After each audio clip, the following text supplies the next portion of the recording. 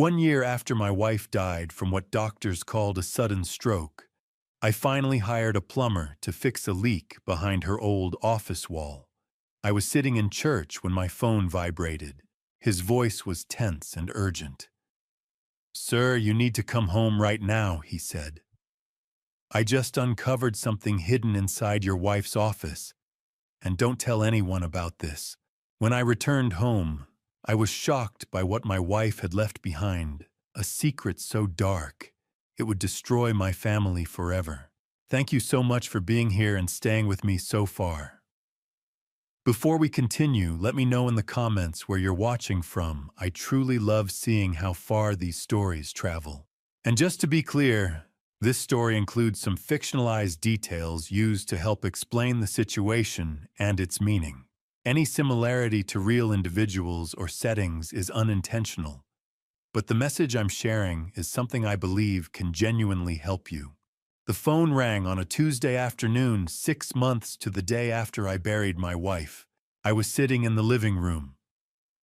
Our living room, though it felt less like ours with each passing week, staring at the closed door of Miriam's office. That door had stayed shut since that awful morning in April. I couldn't bring myself to open it, couldn't face the absence that would fill every corner of that room, the ghost of her laugh, the faint scent of her lavender perfume still clinging to the curtains. The vibration against my palm pulled me back. Wesley Kane, the caller ID read. The plumber I'd finally hired after months of ignoring the slow drip behind that closed door. Mr. Ashford. His voice carried an edge I'd never heard before. Not the usual contractor's tone of explaining costs or scheduling delays. This was something else. Urgency. Maybe fear. "You need to come home, right now." My stomach tightened. "Wesley, I'm just down at the grocery." "Sir, I found something. Something you need to see." He paused, and I heard him exhale slowly, like a man deciding whether to step off a cliff. "But don't come alone, Mr. Ashford. Bring your son. Both your sons, if you have them." The line went dead. I left my half-filled cart in the middle of Safeway's produce section and drove home with my knuckles white on the steering wheel. The autumn air in Lake Oswego felt crisp against my face as I pulled into the driveway, but I barely noticed. Wesley's truck sat there like a warning. He met me at the door before I could use my key. Sawdust clung to his flannel shirt. His face, usually so calm, so professional, looked pale beneath his tan. "Mr. Ashford," he stepped aside. "I'm sorry, I didn't know if this was the right thing, but—" "Wesley, what's going on?" He led me through the familiar hallway, past the photos of Miriam and me on our 25th anniversary, past Dennis's college graduation portrait, to that closed door. My heart hammered against my ribs. 6 months. 6 months of walking past this door, of pretending that if I didn't open it, some part of Miriam was still here, still working at her desk, still alive. Wesley pushed the door open. The office looked violated, stripped. The carpet had been pulled back near the wall behind where Miriam's desk used to sit. Tools scattered across the floor.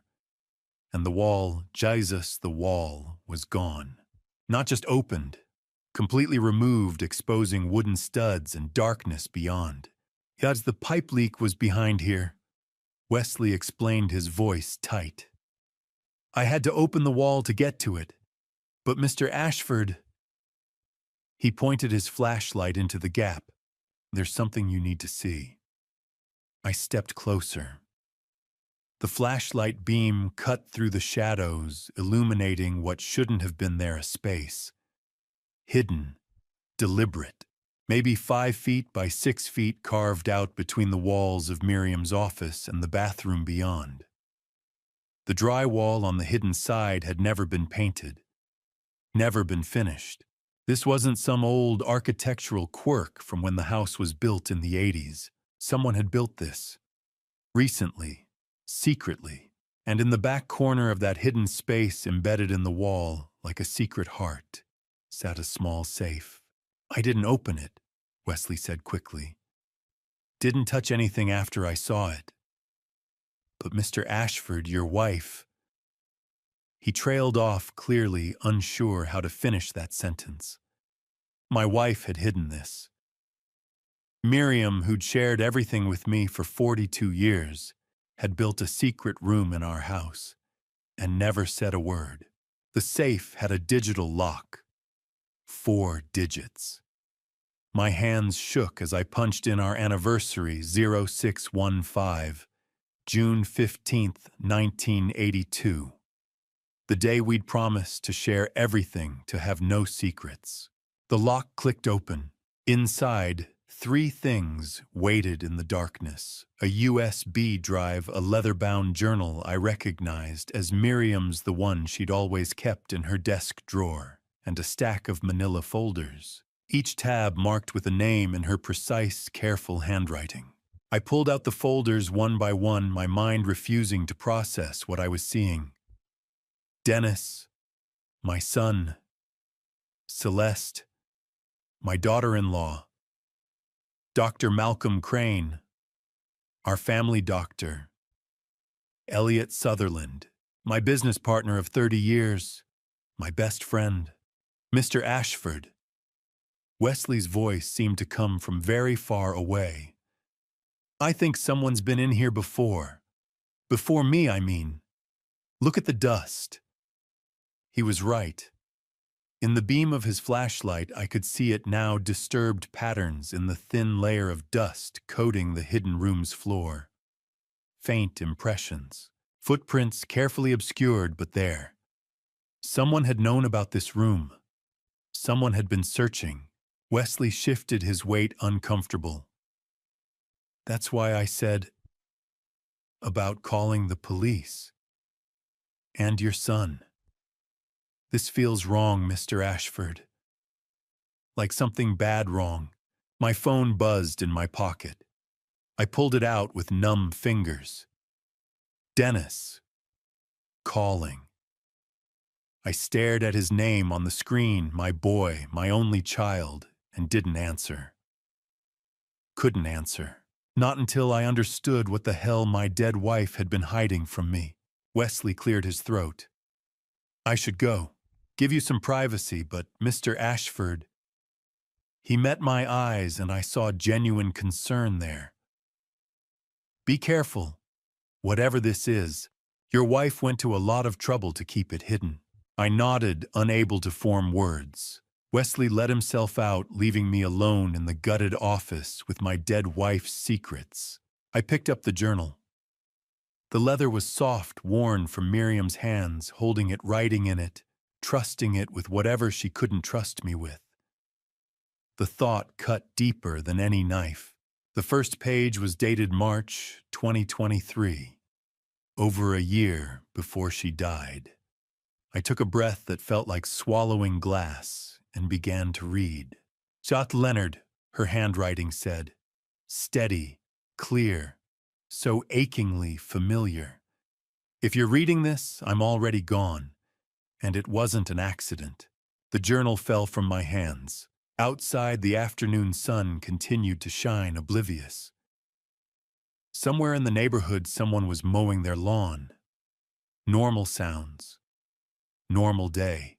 But standing in that violated room, staring at my wife's words glowing up from the floor, like an accusation, I understood nothing would ever be normal again. I locked the office door behind me. Rain began to fall outside, tapping against the window in the same rhythm Miriam's fingers used to drum when she was thinking. I sat down at her desk and opened the journal to the second page. My hands trembled as I turned each sheet, Miriam's familiar handwriting, words she had written in secret, knowing I might never see them. Words she had hidden because she knew something terrible was coming. The first dated entry was from March 2023, more than a year before she died. March 15th, 2023. I found discrepancies in the company accounts. Dennis has been moving money. large amounts.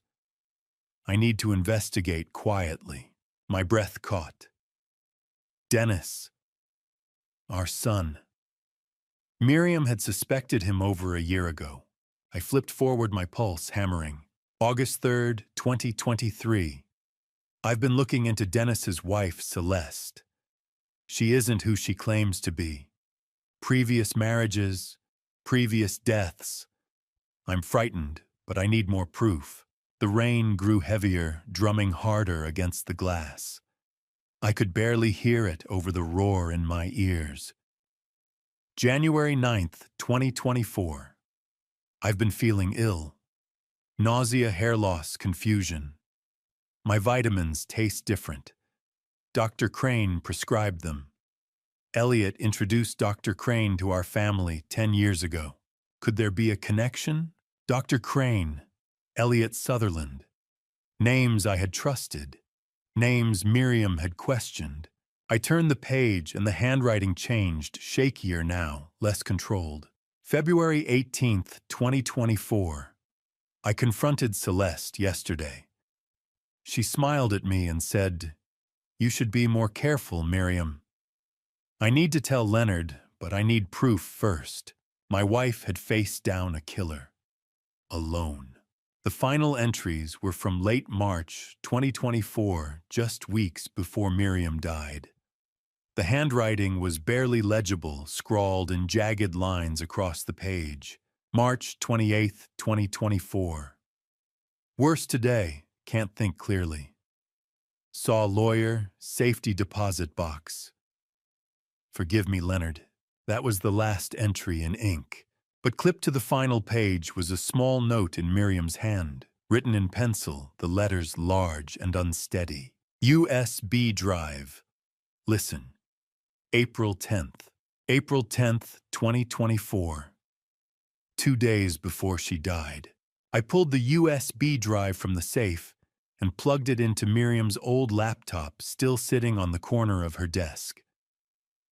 The screen flickered to life, and a single audio file appeared. I clicked play, static. Then Miriam's voice, soft and hoarse, filled the room. "Leonard, if you're hearing this, I've run out of time." I pressed my hand over my mouth, tears blurring my vision. "Look at my medical records. Dr. Crane is lying. It wasn't a stroke. The symptoms, they're consistent with poisoning. Thallium, maybe.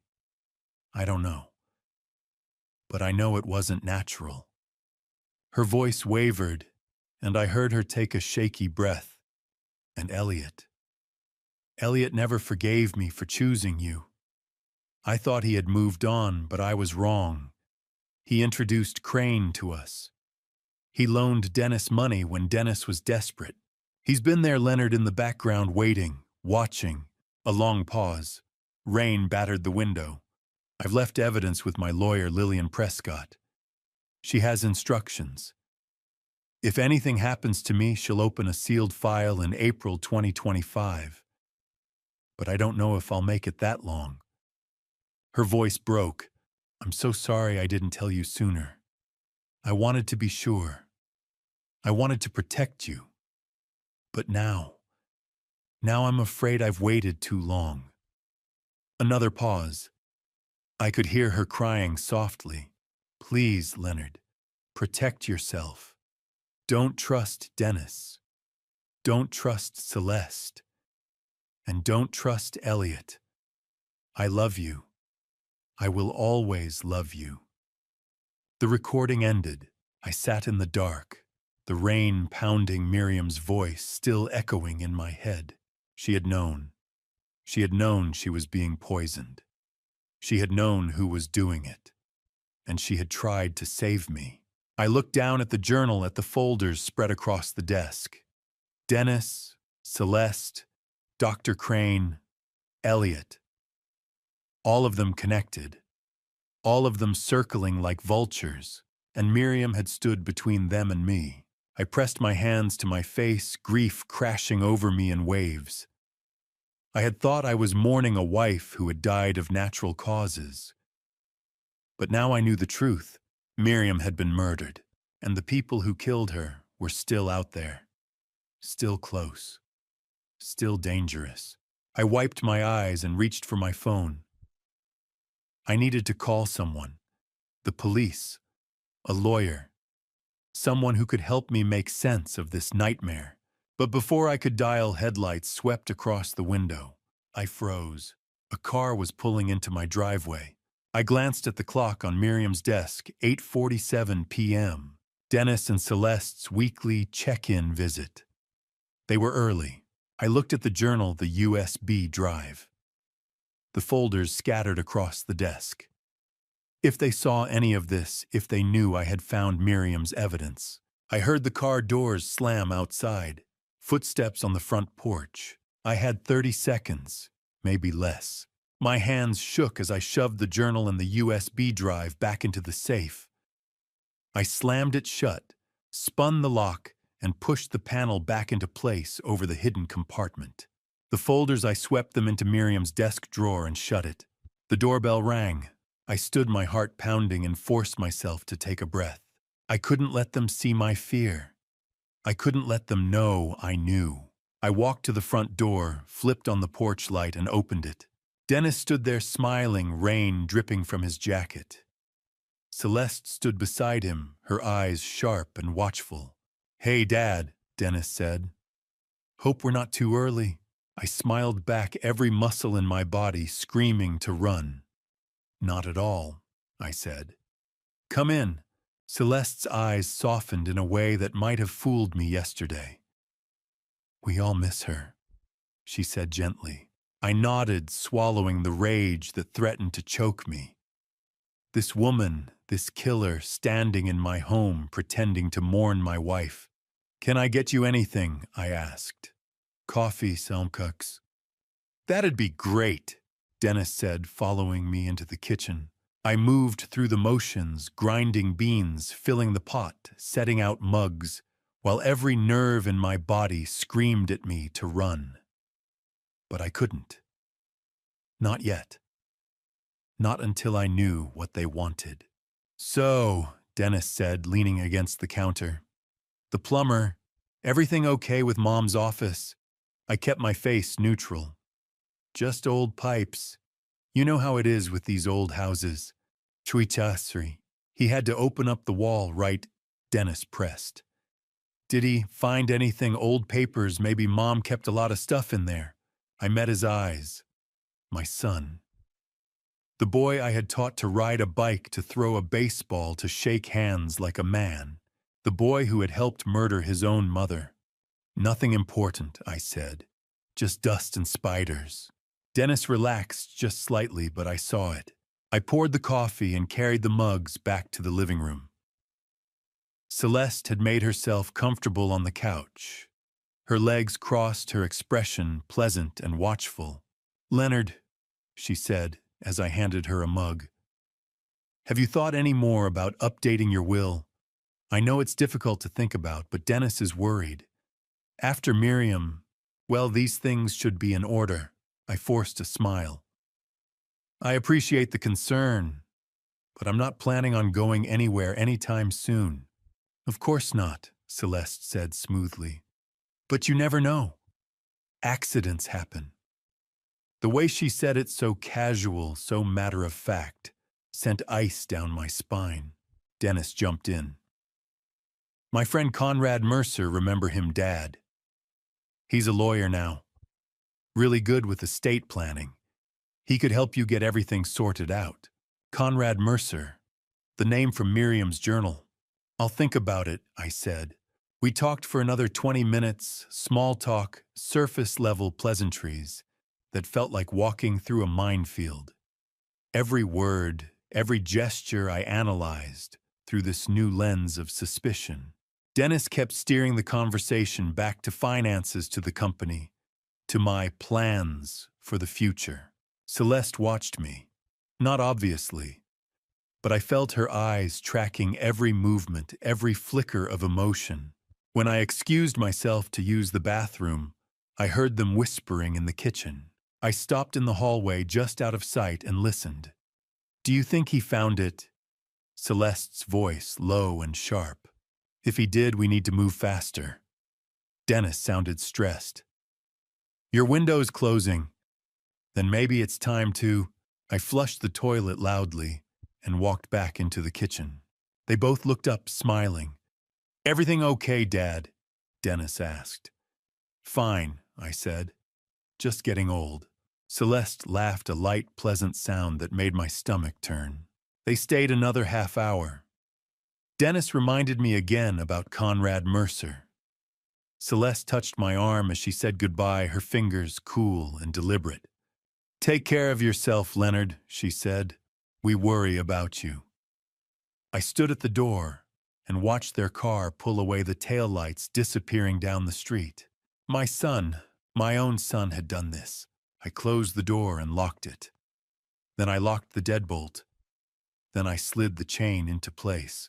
For a long time, I just stood there, my forehead pressed against the wood, trying to process what I had just heard. Your window is closing.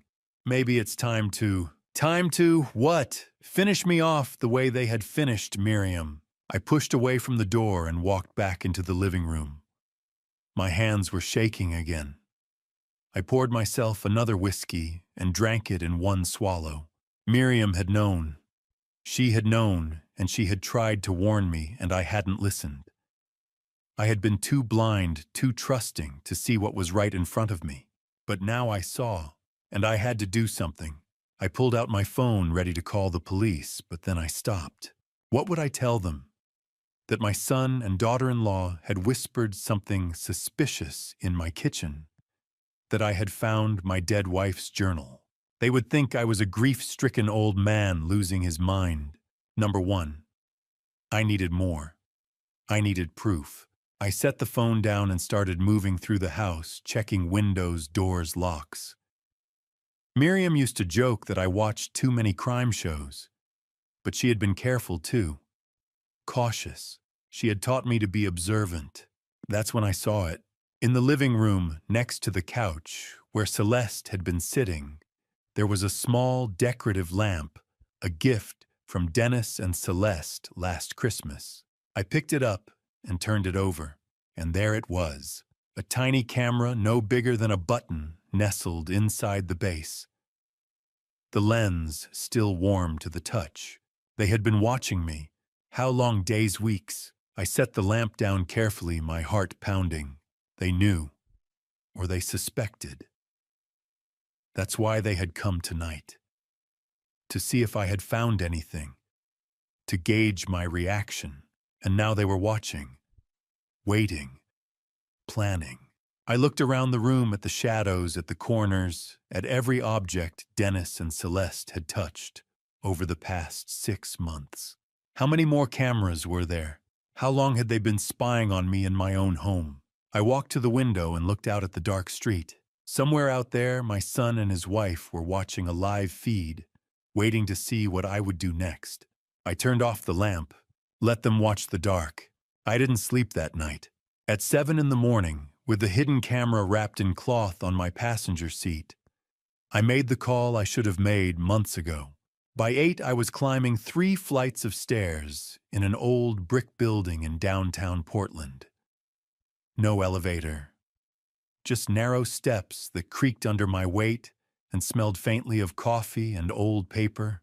The name Declan Foster. Private Investigations was painted on the frosted glass door in faded gold letters. I knocked and stepped inside. The office was small, just a desk, 2 chairs, a filing cabinet, and a window overlooking the street. But it was neat, organized, the kind of place where things got done. Declan Foster looked up from his computer. Mid-40s, lean and wiry, with the sharp eyes of someone who didn't miss much. Former Portland PD, according to the framed commendation on the wall behind him. Mr. Ashford, he said, standing to shake my hand. His grip was firm. Thank you for seeing me on short notice, I said. Sit. He gestured to the chair across from his desk. You sounded urgent. I sat down and placed everything on his desk. The USB drive, Miriam's journal, The camera I'd found in the lamp. 6 months of grief and growing fear, all laid out in front of a stranger. My wife died 6 months ago. I began. My voice shook. The doctors said it was a stroke, but I found evidence. She left me a journal, a recording. She didn't think it was natural. Declan leaned forward, his expression carefully neutral. Go on. I told him everything. The hidden room, the safe, the journal entries tracking Dennis's financial crimes and Celeste's dark past. The recording where Miriam named Dr. Crane and Elliot Sutherland. The visit from Dennis and Celeste last night. The whispered conversation I'd overheard. And the camera. By the time I finished, my hands were trembling. Declan had filled 3 pages of notes in a worn leather notebook. He set his pen down and looked at me. Mr. Ashford, he said quietly. I'm going to be straight with you. This isn't paranoia. You're in danger. The words hit me like a physical blow. Hearing someone else say it made it real. Your son, Declan continued, has offshore accounts. I can see that much just from a basic search. Significant transfers started about 3 years ago. Hundreds of thousands at first, then millions. He turned his computer screen toward me. Bank records, wire transfers, dates and amounts that painted a damning picture. And your daughter-in-law, Declan said, clicking to another screen. Celeste Ashford, maiden name supposedly Whitman, but that's not her real name. He pulled up a series of articles from different newspapers, Arizona, Nevada, Washington State. Shaw Valerie Whitman, 2008. Married to a man named Spencer Reed. He died in a house fire. She collected a $200,000 life insurance payout.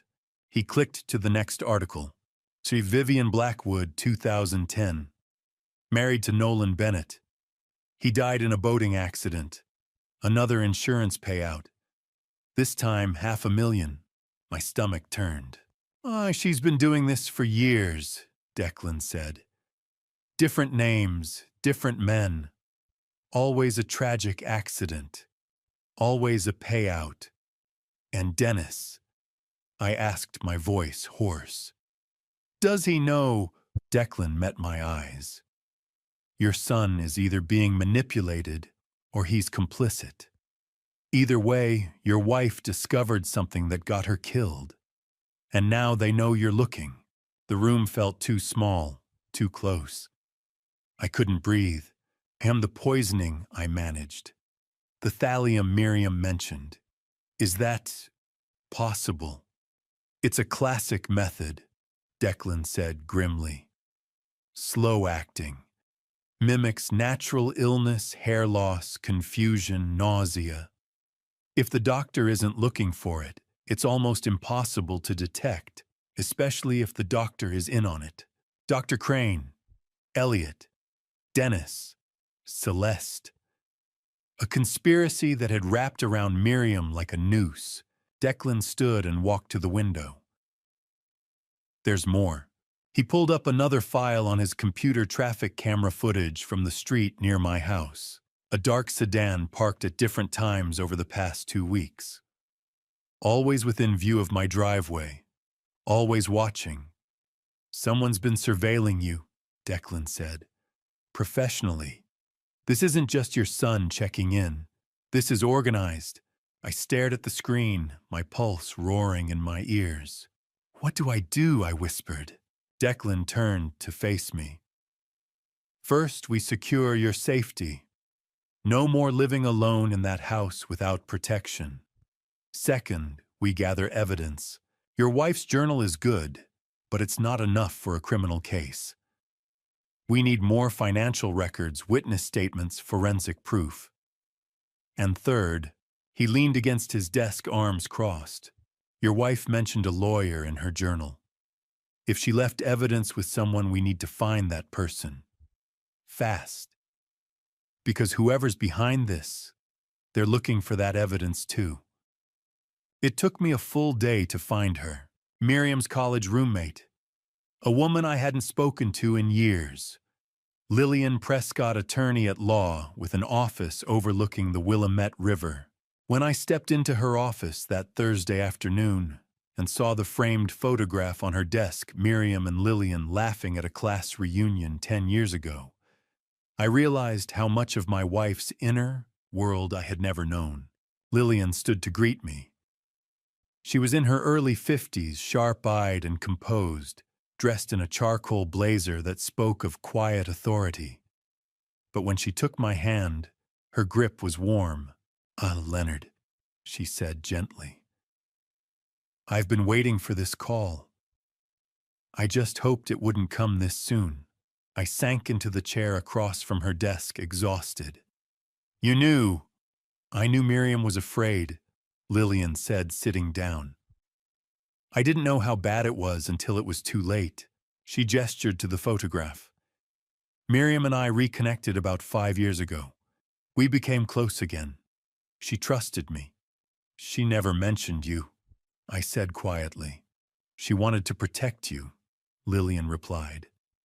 "The less you knew, the safer you were." Or so she thought. I pulled out Miriam's journal and set it on the desk. "She left me this, and a recording. She said you were her lawyer." Lillian nodded slowly. "She came to see me last year. She was terrified, Leonard. She discovered something about Dennis, about his wife, Celeste." I said the name bitter on my tongue. "Yes." Lillian opened a file on her desk. "Miriam brought me documents, financial records, background checks she'd done herself. She was convinced Celeste was dangerous, and she believed Dennis was either being manipulated or was complicit." My throat tightened. "When did she come to you?" "The first time last March. But the last time—" Lillian paused, her expression pained. "A week before she died. She made an emergency appointment.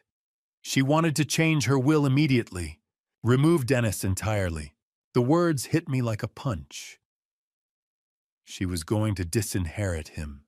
"Yes. She said she couldn't let him benefit from whatever was about to happen." I stared at her. She knew she was dying. Lillian's eyes filled with sorrow. She showed me the symptoms, Leonard. Hair loss, confusion, nausea. She was certain she was being poisoned. "Why didn't she go to the police?" My voice cracked. "Why didn't she tell me?" "She tried to tell you," Lillian said softly. "But you didn't see it. None of us did. And she was afraid that if she acted too soon, they'd cover their tracks. She needed proof. Ironclad proof. Did she get it?" Lillian reached into her filing cabinet and pulled out a thick envelope sealed with red wax. "She left me this, a sealed will. Instructions were very specific. It's not to be opened until 1 year after her death. April 2025. 6 more months." I leaned forward. "Why would she wait?" She said if she acted too quickly, they'd know she was onto them.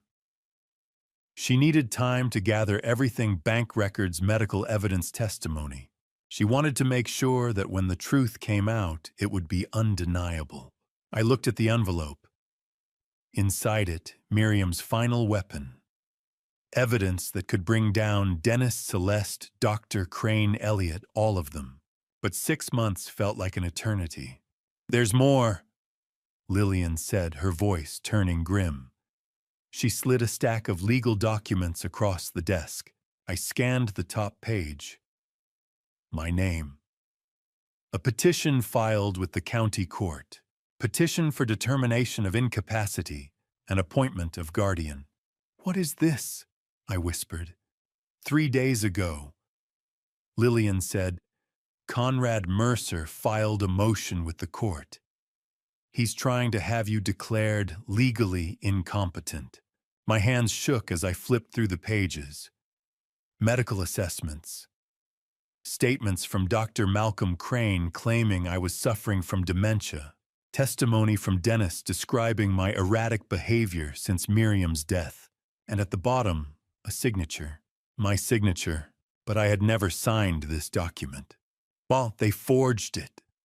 Lillian said, her jaw tight. They're claiming you requested Conrad Mercer as your legal guardian. If the court approves this, Dennis will control everything, your assets, your medical decisions, your life. I couldn't breathe. They're trying to erase me. Just legally, yes, Lillian said. And once they have control, Leonard, you become a liability. Just like Miriam, the room spun. This wasn't just about money. It wasn't just about revenge. It was systematic, calculated. They were going to take everything from me, and then... We fight back, Lillian said firmly. She opened her laptop and began typing. I'm filing a counter motion today. I'll get an independent psychiatric evaluation to prove you're of sound mind. I'll challenge the forgery. And I'll request a restraining order to keep Dennis and Celeste away from you until this is resolved. Will it work? I asked. It'll buy us time, Lillian said. But Leonard, you need to understand this is going to get ugly. Conrad Mercer is good at what he does. And whoever's behind this has resources.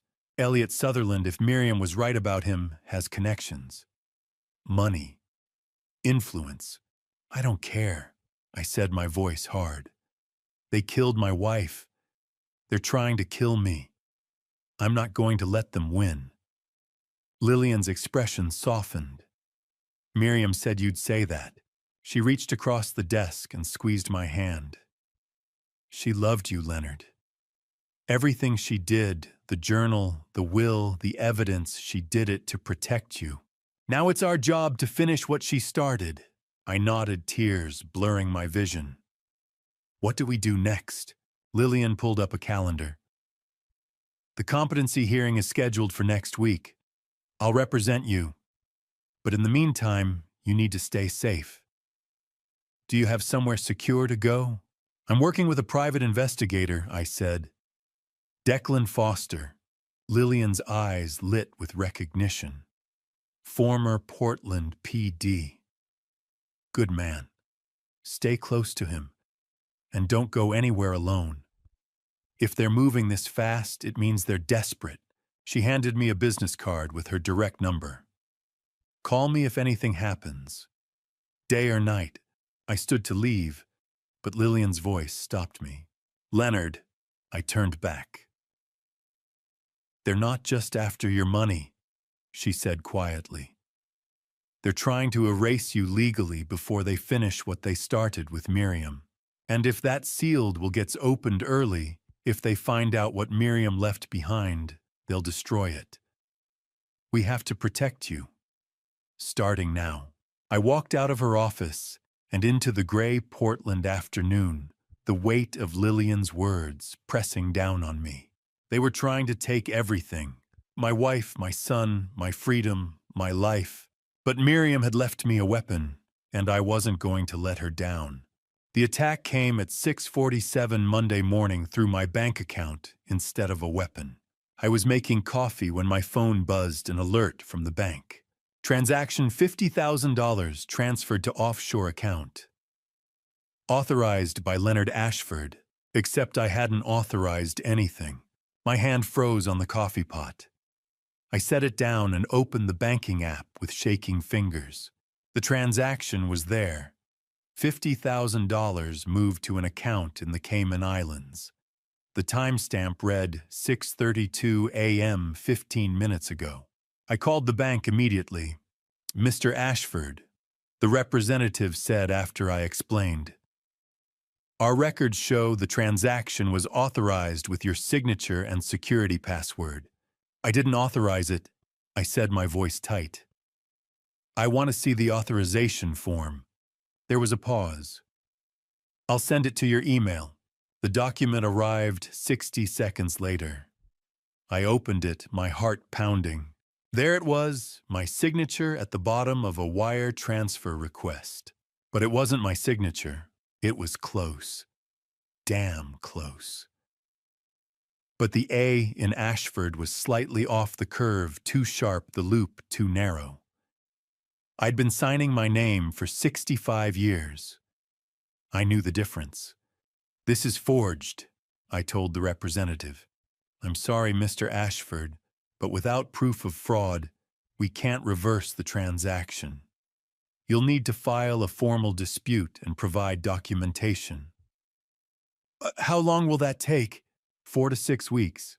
I hung up, fury boiling in my chest. They were moving, fast. My phone rang again. Dennis. I stared at the screen, my jaw clenched. Then I answered. Hey, Dad. Dennis said, his voice dripping with false concern. I just heard from the bank. They called me as your emergency contact. Are you okay? You've been a little confused about your finances lately. There it was, the gaslighting. I'm fine, I said evenly. Just a mistake. Are you sure? Dennis pressed. Because Mom used to handle all the money stuff, and I know you've been struggling since we lost her. Maybe you just forgot you authorized the transfer. I gripped the phone so hard my knuckles turned white. Maybe you're right, son. Everything's been hard. I know, Dad. I know. His voice softened, syrupy, with fake sympathy. Listen, maybe it's time we sat down with Conrad Mercer. Get your estate stuff organized. Take some of the pressure off you. And I'll think about it, I said. Great. I'll call you later to check in. He hung up. I stood in my kitchen, staring at the phone, and felt the rage settle into something colder. Sharper. They thought I was weak, confused, easy to manipulate. They had no idea. I called Declan. They hit my bank account, I said. 50 grand. Forged signature. Expected. Declan said grimly. They're building a paper trail, making you look financially incompetent. It's ammunition for the competency hearing. Can you prove the signature's fake? I know it is, but proving it in court. Or will take time, Declan finished. Time they're not going to give you. Stay sharp, Leonard. This is just the beginning. At noon, a package arrived. I stared at the label. No return address. Just my name and a postal stamp from downtown Portland. Inside was a prescription bottle. The label read, Leonard Ashford. Mild sedative. Take 1 tablet nightly as needed for sleep. Prescribed by Dr. Malcolm Crane. I hadn't seen Dr. Crane since Miriam died. There was a note inside, handwritten on a prescription pad. Leonard Dennis mentioned you've been under stress. These will help you sleep. Take 1 each night. Dr. Crane. I held the bottle up to the light. Small white tablets unmarked. Something about it felt wrong. I set the bottle on the counter and didn't touch it. An hour later, my phone rang again. This time it was Conrad Mercer. Mr. Ashford, he said smoothly. I wanted to schedule a meeting to discuss updating your estate documents. Dennis suggested it might give you some peace of mind. I'm not interested, I said. I understand this is a difficult time, Mercer continued as if I hadn't spoken. But it's important to have your affairs in order, especially given your recent confusion. I'm not confused, I said sharply. Of course not, Mercer said, his tone patronizing. But the bank incident this morning was fraud. A pause. That's a serious accusation, Mr. Ashford. Are you sure you're feeling all right? I hung up. The noose was tightening. Financial fraud. Medical intervention.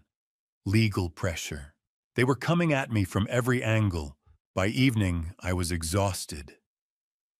I sat in my living room, the bottle of pills from Dr. Crane still sitting on the kitchen counter, and tried to think clearly.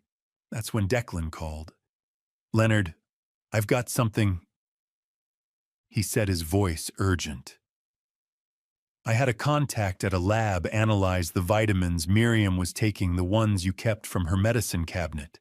I leaned forward. "And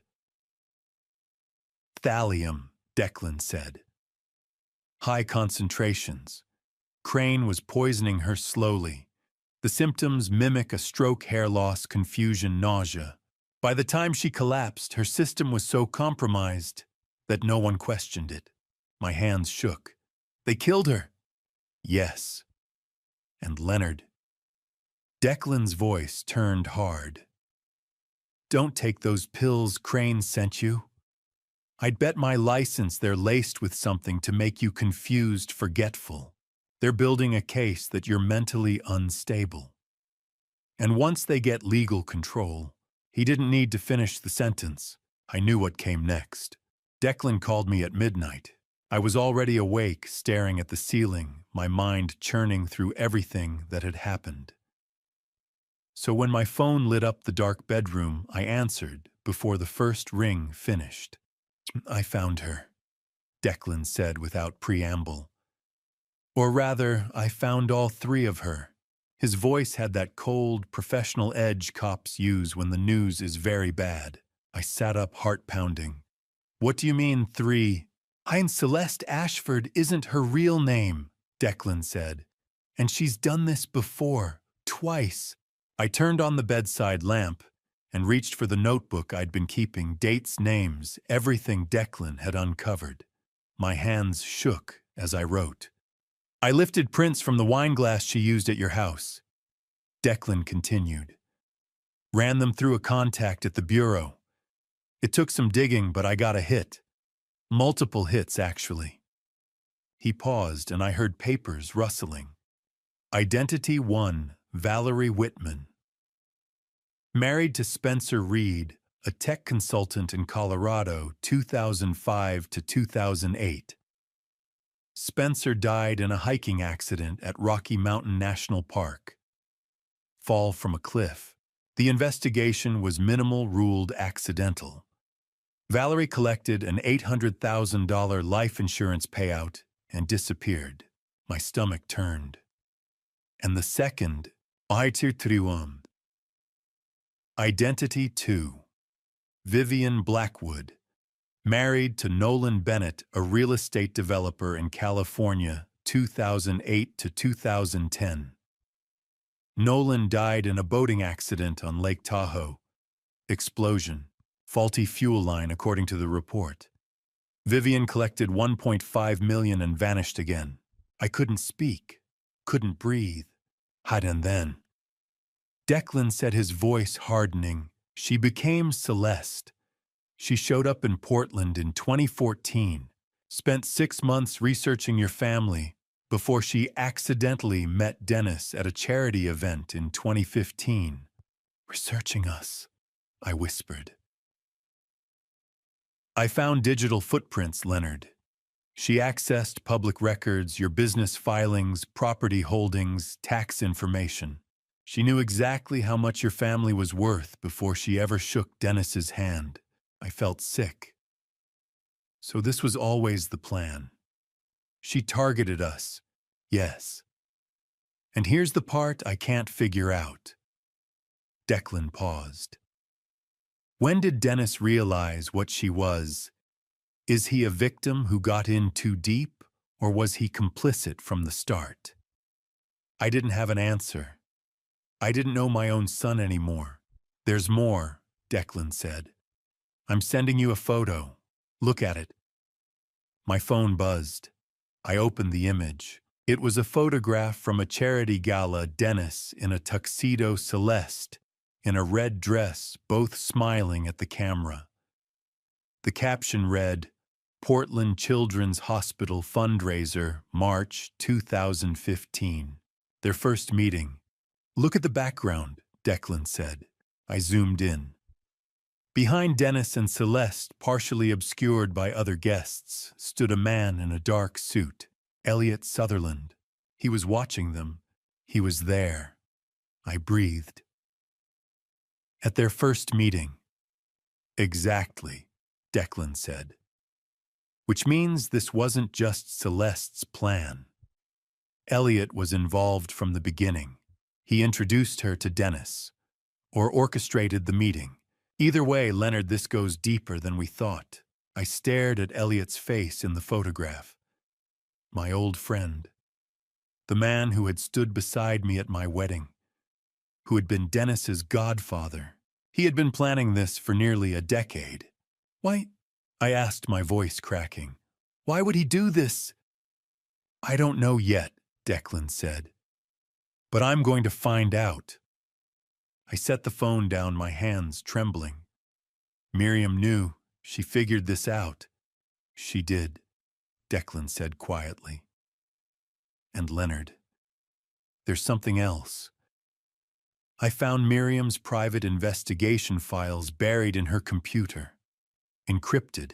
She'd been digging into Celeste for months before she died. And there's a note dated February 2024. He read it aloud. Confronted C today about her past. She knows that I know. The blood drained from my face. February 2024. That was when Miriam's symptoms started. The nausea, the hair loss, the confusion. She confronted Celeste. I whispered. And Celeste killed her. So that's my assessment, Declan said. Miriam discovered the truth and Celeste moved fast. Dr. Crane ramped up the poisoning. By April, Miriam was gone. I pressed my hand over my mouth, fighting back the rage and grief threatening to choke me. My wife had been brave. So goddamn brave.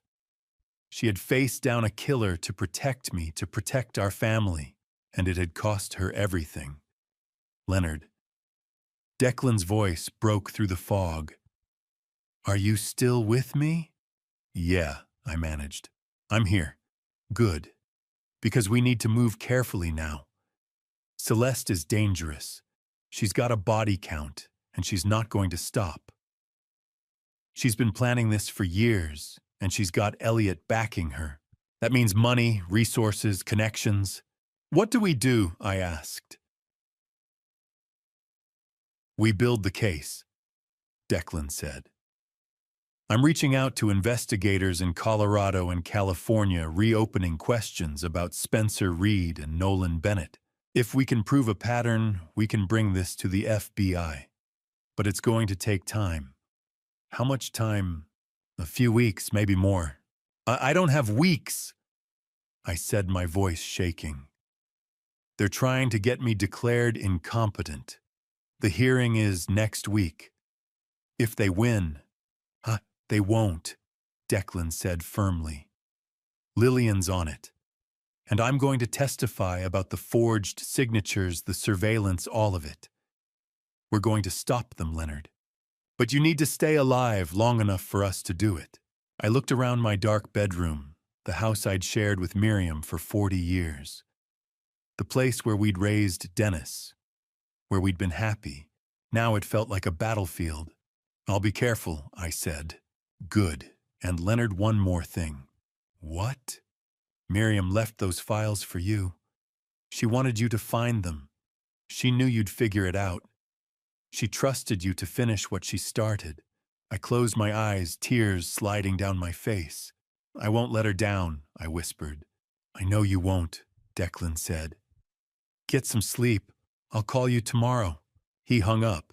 I sat alone in the dark, Miriam's words echoing in my head. She knows that I know. Celeste had killed my wife because Miriam had discovered the truth. And now I knew the truth too, which meant I was next. Saturday afternoon, I sat in Declan's office, surrounded by old photographs and stacks of bank records, piecing together the truth about the man I'd called my best friend for 3 decades. Declan laid the timeline across his desk, like a prosecutor preparing a murder case. Except the victim wasn't a body. It was my entire adult life. Start at the beginning, I said, my voice hollow. Declan slid a faded college yearbook toward me. University of Oregon, 1963 to 1965. I opened it. There they were, young, smiling, frozen in black and white. Miriam and Elliot. They looked happy, in love. They dated for 2 years, Declan said quietly. People I tracked down say Elliot planned to propose in the summer of 1966. My chest tightened. Miriam never told me. She didn't want to hurt you, Declan replied. But that same summer she attended a friend's wedding, and that's where she met you. I remembered it clearly. The music, the laughter, the way Miriam smiled when I asked her to dance like the rest of the room had disappeared. She chose you, Declan said. And Elliot never recovered. He slid another document across the desk. A business registration from Seattle dated 1967. Elliot left Oregon, built a tech and real estate empire, made millions. But Leonard he never married, never moved on. Every woman he dated resembled Miriam. I felt sick. In 1994, Declan continued. Elliot returned to Oregon. He approached you with a business partnership. You remember that? I nodded. He said he wanted to reconnect, put the past behind us. He lied, Declan said flatly. That was the beginning of the long game. He spread out financial records, each marked with dates and signatures. For 30 years, Elliot embedded himself into every part of your life. He advised you on deals, always pushing you toward risk. He introduced you to people who owed him favors. He positioned himself as your confidant, your friend, your son's godfather. My hands shook as I scanned the documents. 2014, Declan said, tapping a page. Elliot introduced Dr. Malcolm Crane as your family physician. Crane owed Elliot nearly $100,000 in gambling debts. Elliot paid them off. In return, Crane became compliant. Compliant, I repeated. 2015, Declan went on. The charity gala where Dennis met Celeste. Elliot orchestrated it. He brought her into your family. And 2022, I whispered, reading ahead. The loan, Declan nodded. $300,000 to Dennis for a real estate investment. It failed likely by design. Dennis couldn't repay it. Elliot owned him after that. My son, I said, my voice breaking. He's been manipulating my son. For years, Declan confirmed. Dennis may be a victim or a willing participant, but Elliot has been running a 40-year operation, waiting for the moment to destroy everything you built with Miriam. I pressed my hands to my face. There's more, Declan said softly. How, I asked. He pulled out a police report, a 911 call log from April 12, 2024. The day Miriam died. You were at work, Declan said. Dennis called 911 at 10:47 a.m., reporting Miriam had collapsed. Paramedics arrived at 10:53. She was pronounced dead at 11:32. I nodded. I remembered every second. But look here, Declan said, pointing. 10:39 a.m. 911 call, placed from mobile number 503-555-0147. Caller Elliot Sutherland. Reporting unresponsive female at 428 Hawthorne Drive. I stared at the page. Elliot called first. 8 minutes earlier, Declan said. Which means Elliot was at your house before Dennis.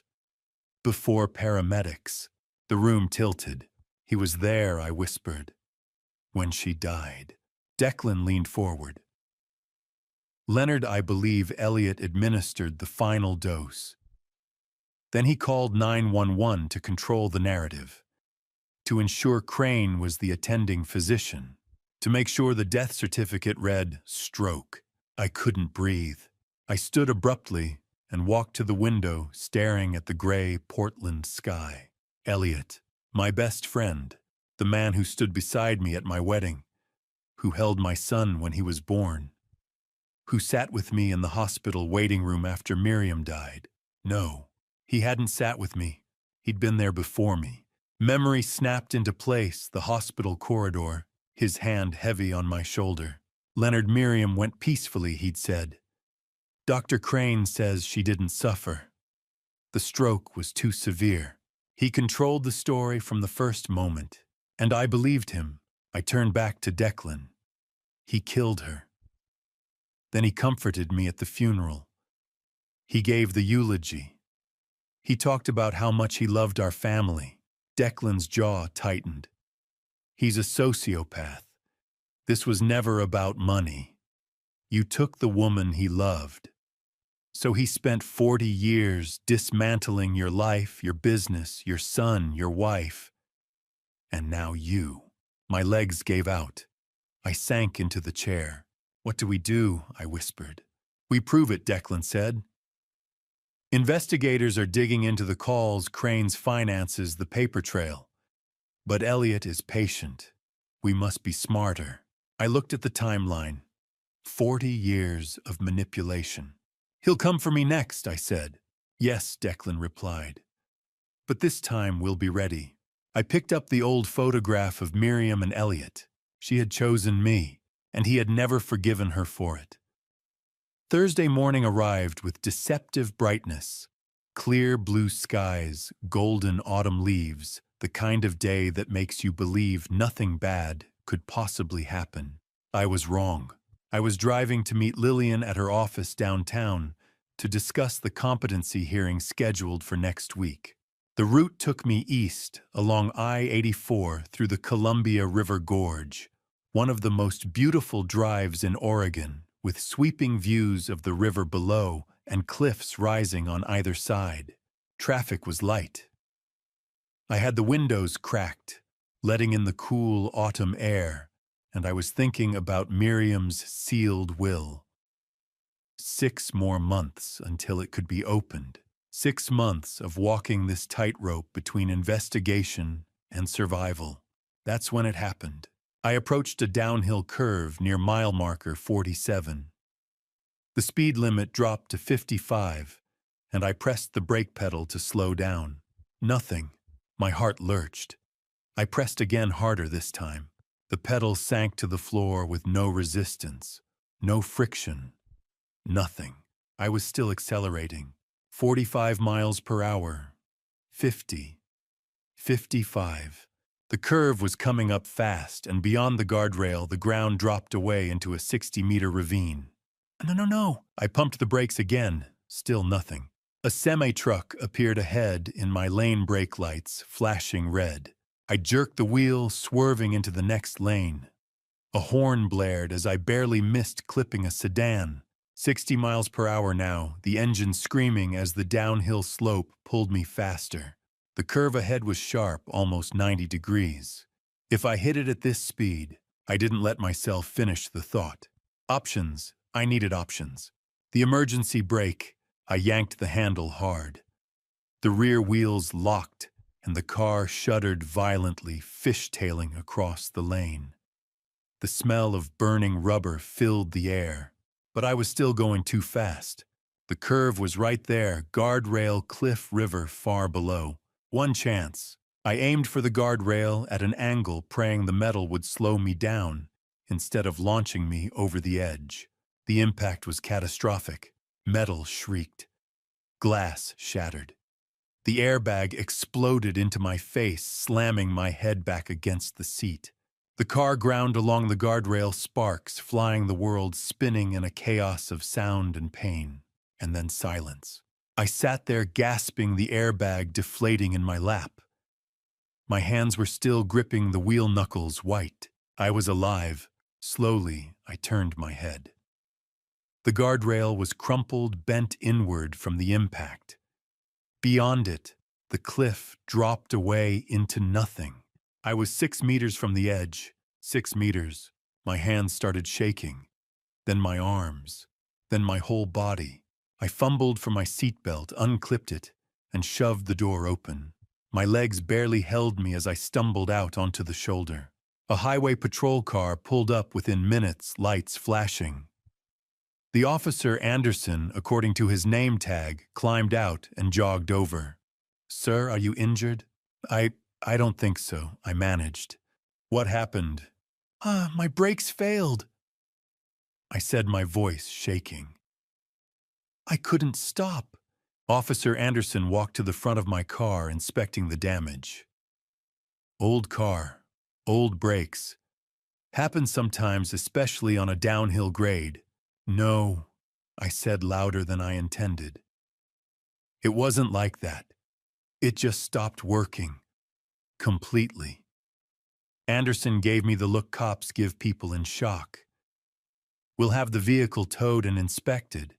But honestly, sir, it looks like equipment failure. You're lucky you didn't go over." Lucky. I pulled out my phone with trembling fingers and called Declan. "Leonard, what's wrong?" "My brakes failed," I said. "On the gorge." "Declan, I almost." "Where are you?" "Mile marker 47, eastbound." "I'm on my way. Don't let them tow the car until I get there." He hung up. Officer Anderson was filling out an incident report when Declan's truck pulled up 20 minutes later. Declan climbed out, his expression grim. "Mr. Foster," Anderson said. "Friend of yours, a former Portland PD." Declan said, flashing his old badge. "Mind if I take a look at the vehicle?" Anderson shrugged. "Be my guest."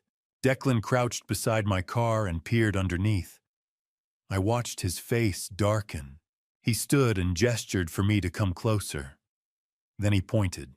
"See this," he said quietly, indicating a brake line. "That's been cut, partially severed so it would hold until you hit the brakes hard. Then it would rupture completely." My stomach dropped. "Cut professionally," Declan said. "This wasn't an accident, Leonard. Someone tried to kill you." Officer Anderson walked over. "What are you two looking at?" Declan straightened. "Officer, this brake line was tampered with. This is an attempted homicide." Anderson's expression shifted from skepticism to concern. He crouched down, examined the line, and swore under his breath. "I'll call it in," he said. "We'll need the vehicle impounded as evidence." While Anderson radioed for a detective, I stood on the shoulder of the highway, watching semi-trucks roar past the wind from their passage, buffeting me. My phone buzzed. Unknown number. I opened the text message. "Accidents happen to careless old men? Stop digging." My blood turned to ice. I showed Declan. His jaw tightened. "They're escalating," he said. "Financial manipulation didn't work. Legal pressure didn't work. So now they're trying to kill you outright." "What do I do?" I whispered. "You don't go anywhere alone," Declan said. "And we move faster. I'm calling the FBI. This just became a federal case." By the time the tow truck arrived and took my mangled car away, it was past noon. Declan drove me home in silence, both of us processing what had just happened. When we pulled into my driveway, he put the truck in park and turned to me. "Leonard, you can't stay here alone anymore. They know where you live. They've been inside your house. They tampered with your car while it was parked in your garage." I know," I said quietly. "I'm staying with you tonight," Declan said. "And we're getting you out of here tomorrow. Safe house. Somewhere they can't find you." I wanted to argue, to say I could handle this myself, but I was exhausted and terrified. "Okay," I whispered. Declan nodded. "Good. Now let's get inside. And Leonard," I looked at him, "we're going to catch them. All of them. I promise you that." I believed him, but as I walked into my house, the house I'd shared with Miriam for 40 years, I couldn't shake the feeling that I was walking into a trap. One week after someone tried to kill me on the highway, my son invited me to dinner. I knew I shouldn't go, but I went anyway. Dennis called on Tuesday, his voice thick with what sounded like regret. "Dad, I know things have been tense. Can we talk just dinner at our place Thursday night? Please." Lillian told me not to go. Declan told me it was a trap. But part of me, the part that remembered teaching Dennis to ride a bike, the part that had held him when he was born, still wanted to believe my son wasn't trying to kill me. "Okay," I said. "Thursday." Declan insisted I wear a wire, a tiny recording device taped to my chest, hidden under my shirt. "If they say anything incriminating," he said, "we'll have it on tape." Thursday, 7 p.m. I pulled up to Dennis and Celeste's apartment building, a sleek, modern high-rise downtown, all glass and steel. Nothing like the warm, cluttered home Miriam and I had raised him in. Dennis met me at the door with a hug that felt too tight, too rehearsed. "Dad, thanks for coming." Celeste appeared behind him, smiling. "Leonard, we're so glad you're here. Something was wrong." The air felt too still, too careful. The living room was immaculate white furniture, abstract art, not a single photograph. No trace of the family Dennis had come from. Celeste poured wine. I took the glass, but barely sipped. They didn't seem to notice. "We wanted to talk," Dennis said, settling onto the couch. "About everything that's happened. The misunderstandings." "Yeah, misunderstandings," I repeated, keeping my voice neutral. "The bank thing," Dennis continued. "Dad, I swear I thought you'd authorized that transfer. I was trying to help by moving $50,000 to an offshore account." Dennis's smile faltered. "It was an investment opportunity. I wanted to include you without asking me first." Celeste cut in smoothly. "Leonard, we know you've been under a lot of stress since Miriam passed. Grief can make things confusing. We just want to help." There it was again, the gaslighting, making me question my own reality. I forced a smile. "I appreciate the concern." "Dinner's ready," Celeste announced, standing. "I made your favorite." Well, Miriam's favorite. My stomach turned. Coq au vin, chicken braised in red wine, the dish Miriam used to make on special occasions. The irony wasn't lost on me. We sat at the dining table, too formal, too staged. Celeste served the plates herself, her hands graceful and deliberate. I watched her closely. Did she add something, a sprinkle of powder? A few drops from a vial? I couldn't tell. "Eat, Dad," Dennis urged. Celeste worked all day on this. I took a small bite. It tasted fine, rich, savory, nothing obviously wrong. But I didn't trust it. I pushed the food around my plate, taking tiny portions, chewing slowly. When they weren't looking, I slipped a piece of chicken into my napkin. "Not hungry?" Celeste asked, her eyes sharp. "Doctor told me to eat light," I said. "Stomach hasn't been the same since the accident." "That must have been terrifying," she said, her voice dripping with false sympathy. "Brake failure, so random." I met her eyes. Yes, random. Dennis steered the conversation back to safer territory, weather holidays, neutral topics. But every few minutes, he'd circle back. "Dad, you really should meet with Conrad Mercer. He's the best estate lawyer in Portland. He could help you avoid complications." "I have a lawyer," I said, Lillian Prescott. Celeste's smile was razor sharp. "She's competent. But Conrad has connections. Resources." "I'm sure he does," I said. By 9:30, I'd had enough. I stood, thanked them for dinner, and made my excuses. Dennis walked me to the door. "Think about what we said, Dad. We're family. We're on your side." I nodded, not trusting myself to speak. As I drove home, I felt a strange sense of victory. I'd made it through. I'd recorded the conversation. I'd avoided eating most of the food. I'd won. At 11:45 p.m., I woke up in agony. The pain started in my stomach, sharp, burning, twisting. I stumbled out of bed, barely making it to the bathroom before I vomited violently. My vision blurred. The room spun.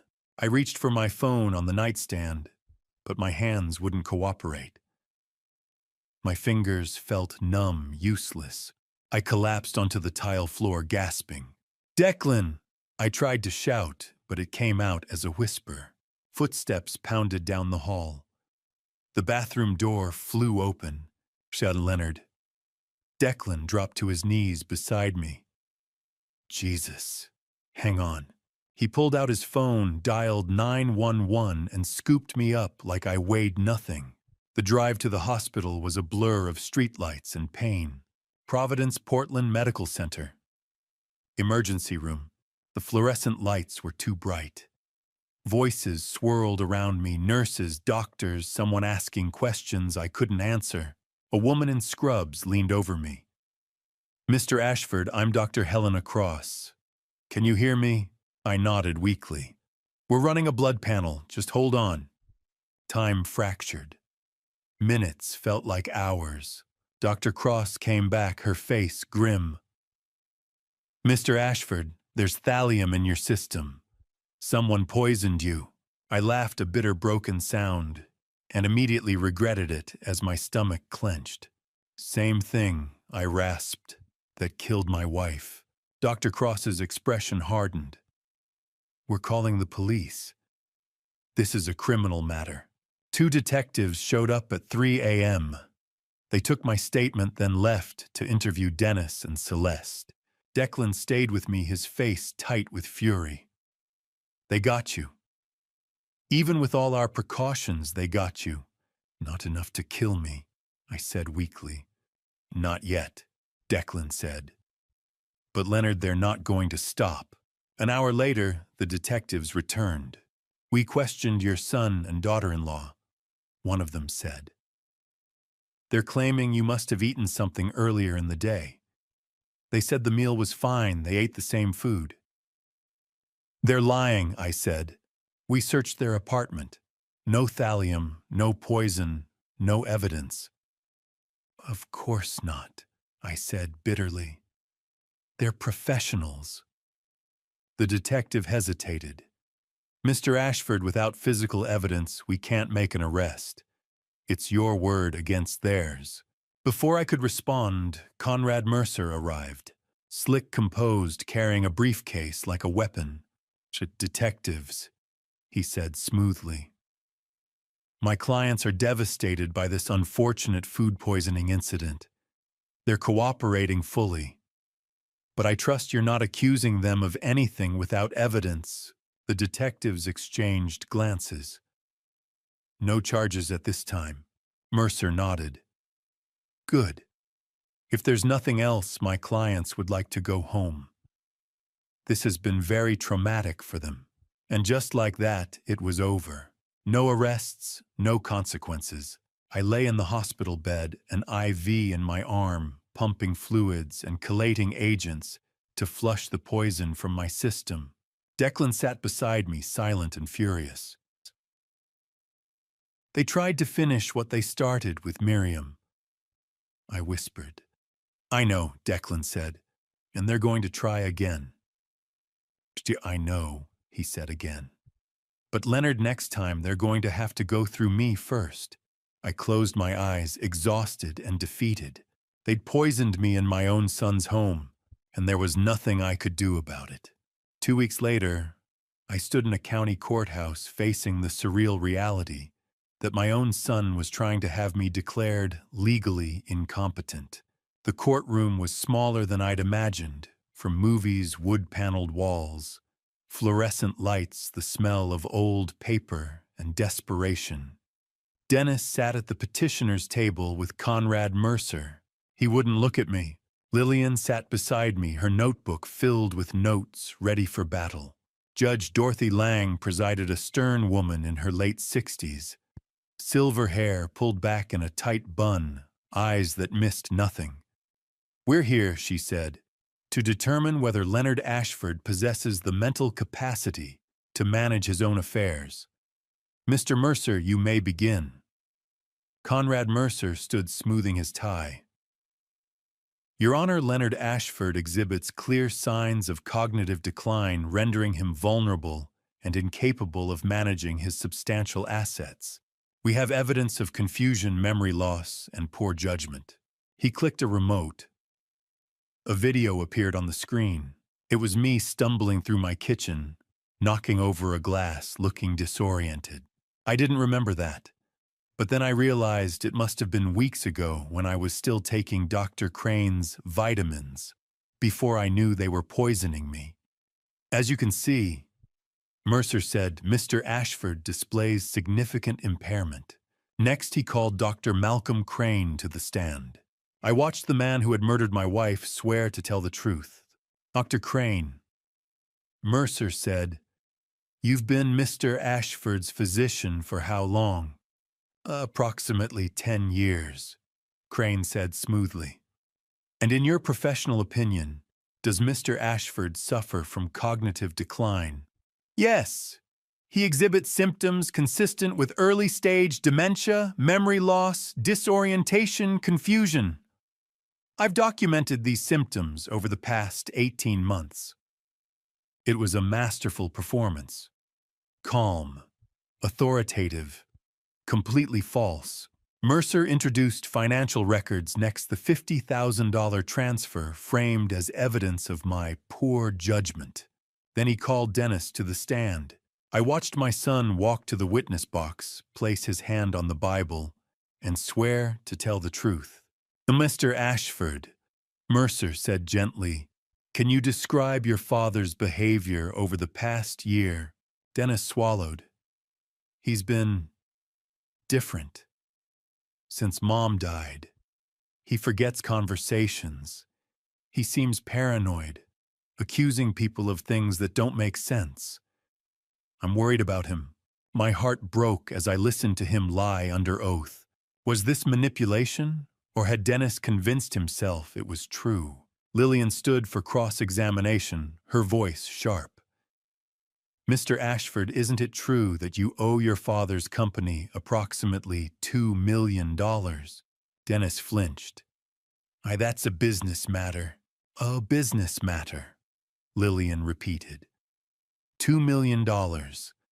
And if your father were declared incompetent and you were appointed his guardian, you'd have control over that debt." "Correct." "Objection," Mercer said. "Relevance." "Goes to motive, Your Honor," Lillian said coolly. Judge Lang nodded. "I'll allow it. Answer the question, Mr. Ashford." Dennis hesitated. "Yes, but that's not what this is about." "Isn't it?" Lillian said. She let the question hang in the air, then sat down. Judge Lang called a recess to review the evidence in chambers. I sat in the hallway with Lillian, my hands shaking. "They're going to win," I whispered. "No," Lillian said firmly. "They're not." When court resumed, Lillian stood. "Your Honor, I'd like to present evidence in rebuttal." She introduced an independent psychiatric evaluation arranged by Dr. Helena Cross, the ER physician who had treated me after the poisoning.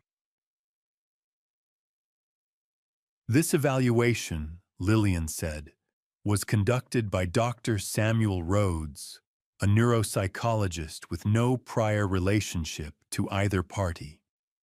His conclusion, Leonard Ashford is cognitively intact. No signs of dementia, no impairment. She handed copies to the judge and to Mercer. Next, she presented forensic evidence of the forged signature on the bank transfer documents. "This signature," she said, was analyzed by a certified handwriting expert. It's a forgery. Mr. Ashford did not authorize that transfer. Someone stole $50,000 from him and then used it as evidence of incompetence. Mercer shifted uncomfortably. Finally, Lillian said, "I'd like to introduce medical records showing that Mr. Ashford has no history of cognitive decline. In fact, Dr. Crane's own notes from 2 years ago describe Mr. Ashford as sharp and mentally acute.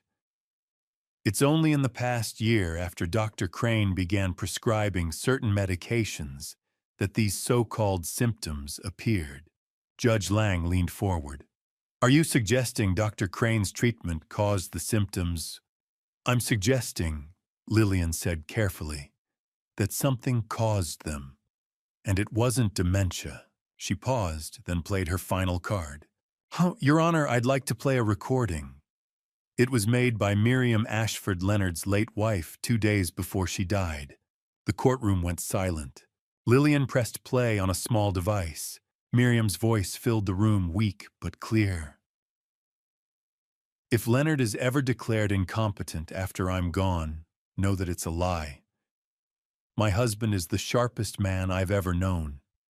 And if someone is trying to control him legally, look to our son and his wife." I closed my eyes, tears streaming down my face. Dennis went pale. Mercer's jaw tightened. Judge Lang sat back in her chair, her expression unreadable. "Anything else, Ms. Prescott?" she asked. "No, Your Honor. The evidence speaks for itself." Judge Lang nodded. "I'll issue my ruling now." She looked at Dennis, then at me. "The petition is denied. Mr. Leonard Ashford is clearly of sound mind and fully capable of managing his own affairs. Furthermore," she turned to Dennis, "I am ordering an investigation into potential elder abuse and financial exploitation. This court does not take lightly attempts to strip competent individuals of their rights through fraudulent means." Dennis's face went white.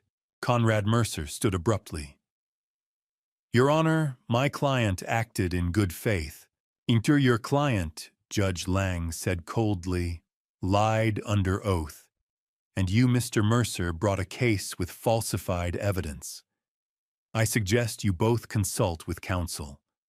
This hearing is adjourned." She banged the gavel. It was over. Outside the courthouse, Lillian squeezed my hand. "You won, Leonard." "We won," I corrected. But as we walked toward the parking lot, I saw him, Elliot Sutherland, leaning against his car, watching. He wasn't angry. He was smiling. As I passed, he pushed off the car and walked toward me. "Leonard," he said. "That was impressive. Truly. Miriam trained you well." I stopped, my fists clenched. "We need to talk," Elliot said. "Privately." Declan stepped between us. "He's not going anywhere with you." Elliot raised his hands. "I'm not here to threaten anyone. I'm here to make a deal." "I don't make deals with killers," I said. Elliot's smile widened. "Not even if it saves your life." Elliot suggested we meet at Waterfront Park, the same place where our friendship had supposedly begun 30 years ago. I agreed, but I didn't go alone. Declan would watch from a distance, camera in hand, recording everything. The autumn afternoon was cold. The Willamette River churned beside us, dark and swift. Elliot sat on our usual bench, the one where we'd discussed business deals, celebrated successes, and mourned Miriam's passing. Except none of it had been real. I sat down beside him, keeping a careful distance. "Tjaunerd," Elliot said, smiling. "You did well in court today. Lillian Prescott is a formidable attorney. I didn't bother with pretense." "I know Elliot. I know everything." His smile didn't waver. "Everything that sounds ambitious. What exactly do you think you know?" I met his eyes. "You and Miriam. The breakup. 40 years of resentment. Dr. Crane. Celeste. the loan to Dennis. You orchestrated all of it. Elliot leaned back, almost relaxed. Miriam and I were supposed to spend our lives together. She was brilliant, beautiful, perfect, and she chose you, a medical supply salesman. His voice was calm, but beneath it was pure venom. I built an empire in Seattle, he continued, made millions, but every success felt hollow because she wasn't there. So I came back, befriended you, waited. Waited for what? I asked. For the right moment, Elliot said simply. Patience, Leonard. That's something you never understood.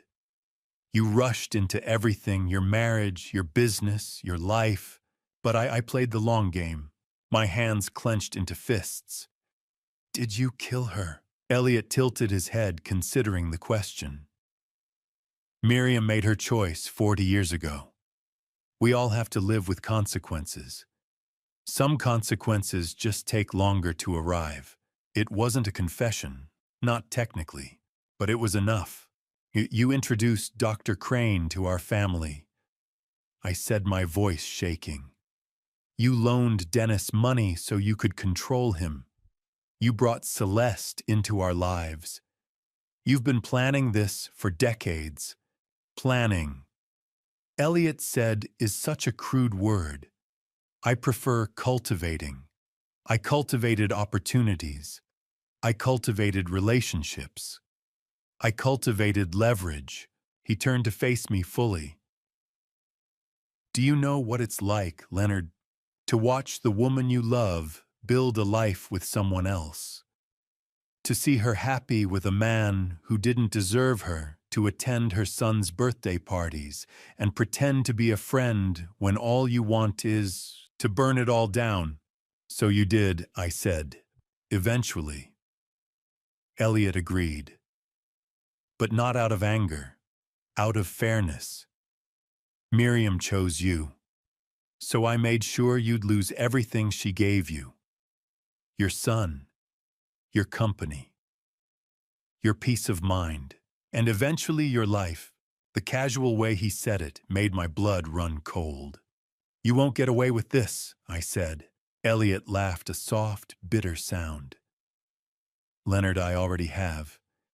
You won a legal battle today. Congratulations. But legal battles are stressful, not good for the heart. A man your age should be careful. It was a threat, thinly veiled but unmistakable. What do you want? I asked. I want you to understand, Elliot said.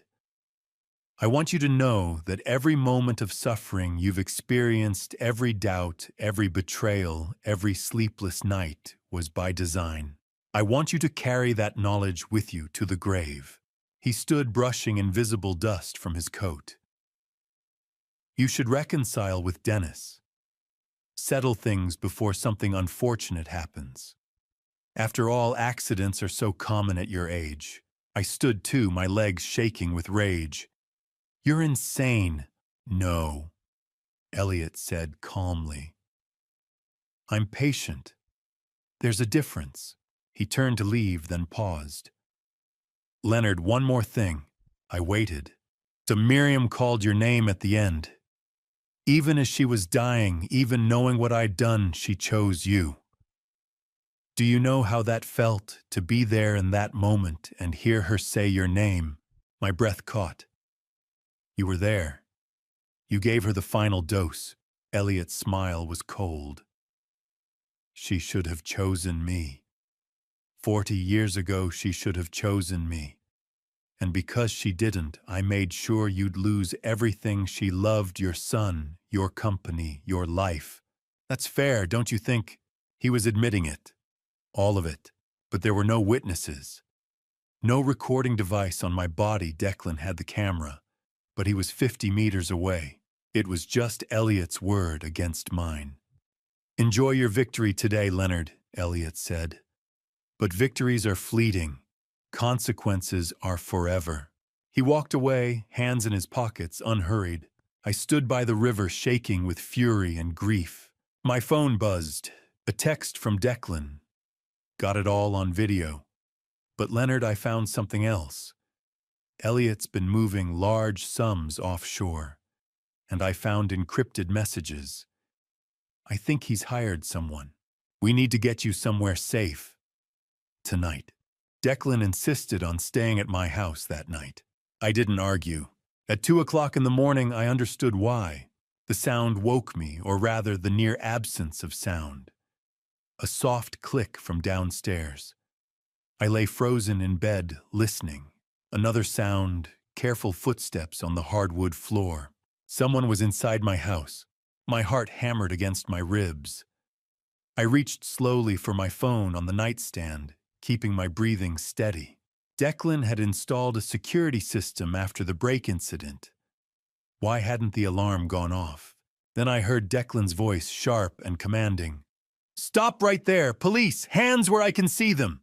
A scuffle erupted downstairs, furniture scraping a grunt of pain, the heavy thud of bodies hitting the floor. I grabbed the baseball bat from my closet. Miriam had always insisted I keep something for self-defense, and crept to the bedroom door. My hands shook as I eased it open. Voices below. Declan calm but firm. "Don't move." I said, "Don't move." I descended the stairs, bat raised, and found Declan kneeling on a man's back, pinning him face down on my living room floor. The intruder was in his early 30s, athletic build, dressed head to toe in black. Professional. "Gee, Leonard," Declan said without looking up. "Call 911. Don't touch anything." I dialed with trembling fingers, my eyes locked on the intruder. On the coffee table beside them, a set of lockpicks, a suppressed handgun, and a small syringe. 911, what's your emergency? "There's an intruder in my home," I said, my voice shaking. "He's been subdued. We need police at 428 Hawthorne Drive." "Officers are on the way. Are you injured?" "No, but he has a weapon." Within 5 minutes, sirens wailed outside. Portland PD flooded my house. 3 patrol officers followed shortly by 2 detectives.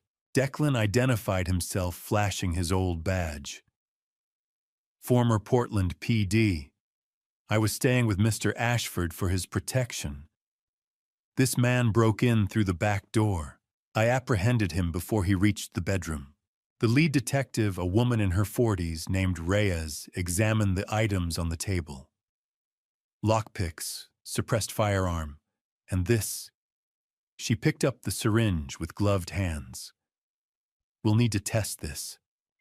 One of the officers cuffed the intruder, Travis Sullivan, according to his ID, and read him his rights. Sullivan said nothing. His face was blank professional. He'd done this before. Detective Reyes called for an evidence tech, who ran a preliminary field test on the syringe's contents.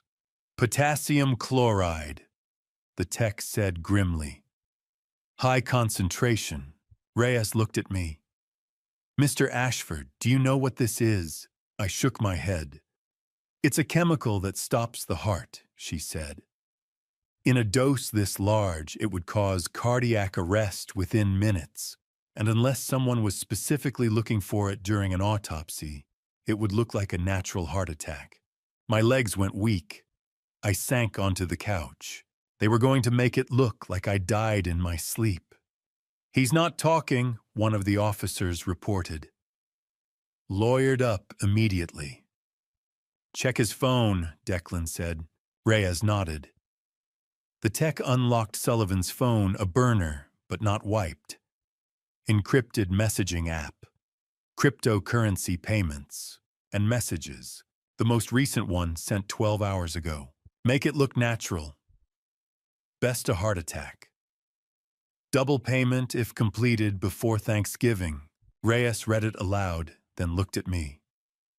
"Mr. Ashford, do you have any idea who sent this?" "Yes," I said quietly. "Elliot Sutherland. Can you prove it?" "Not yet," Declan said. "But we will." Reyes made a call. This just became federal. We've got a murder for hire crossing state lines, dark web facilitation, and possible connection to a prior homicide. She hung up and turned to me. The FBI is on the way. Agent Harper Sinclair arrived at 4 a.m. She was sharp-eyed, mid-40s, with the kind of presence that commanded a room without effort. She reviewed the evidence, questioned Sullivan, who refused to speak, and then sat down across from me at my kitchen table. "Mr. Ashford," she said, "I'm Special Agent Harper Sinclair, FBI. As of now, this is a federal investigation. Murder for hire conspiracy and potentially connected to your wife's death. You're under our protection." I nodded, too exhausted to speak. "I've been briefed by Detective Reyes and Mr. Foster." Sinclair continued. "I understand you have evidence linking Elliot Sutherland to this conspiracy. I'll need to see everything you have: recordings, financial records, witness statements." "We have it all," Declan said. Sinclair's gaze shifted to me. "Mr. Ashford, I need to ask you something. The message on Sullivan's phone mentioned a deadline before Thanksgiving. That's 3 weeks from now.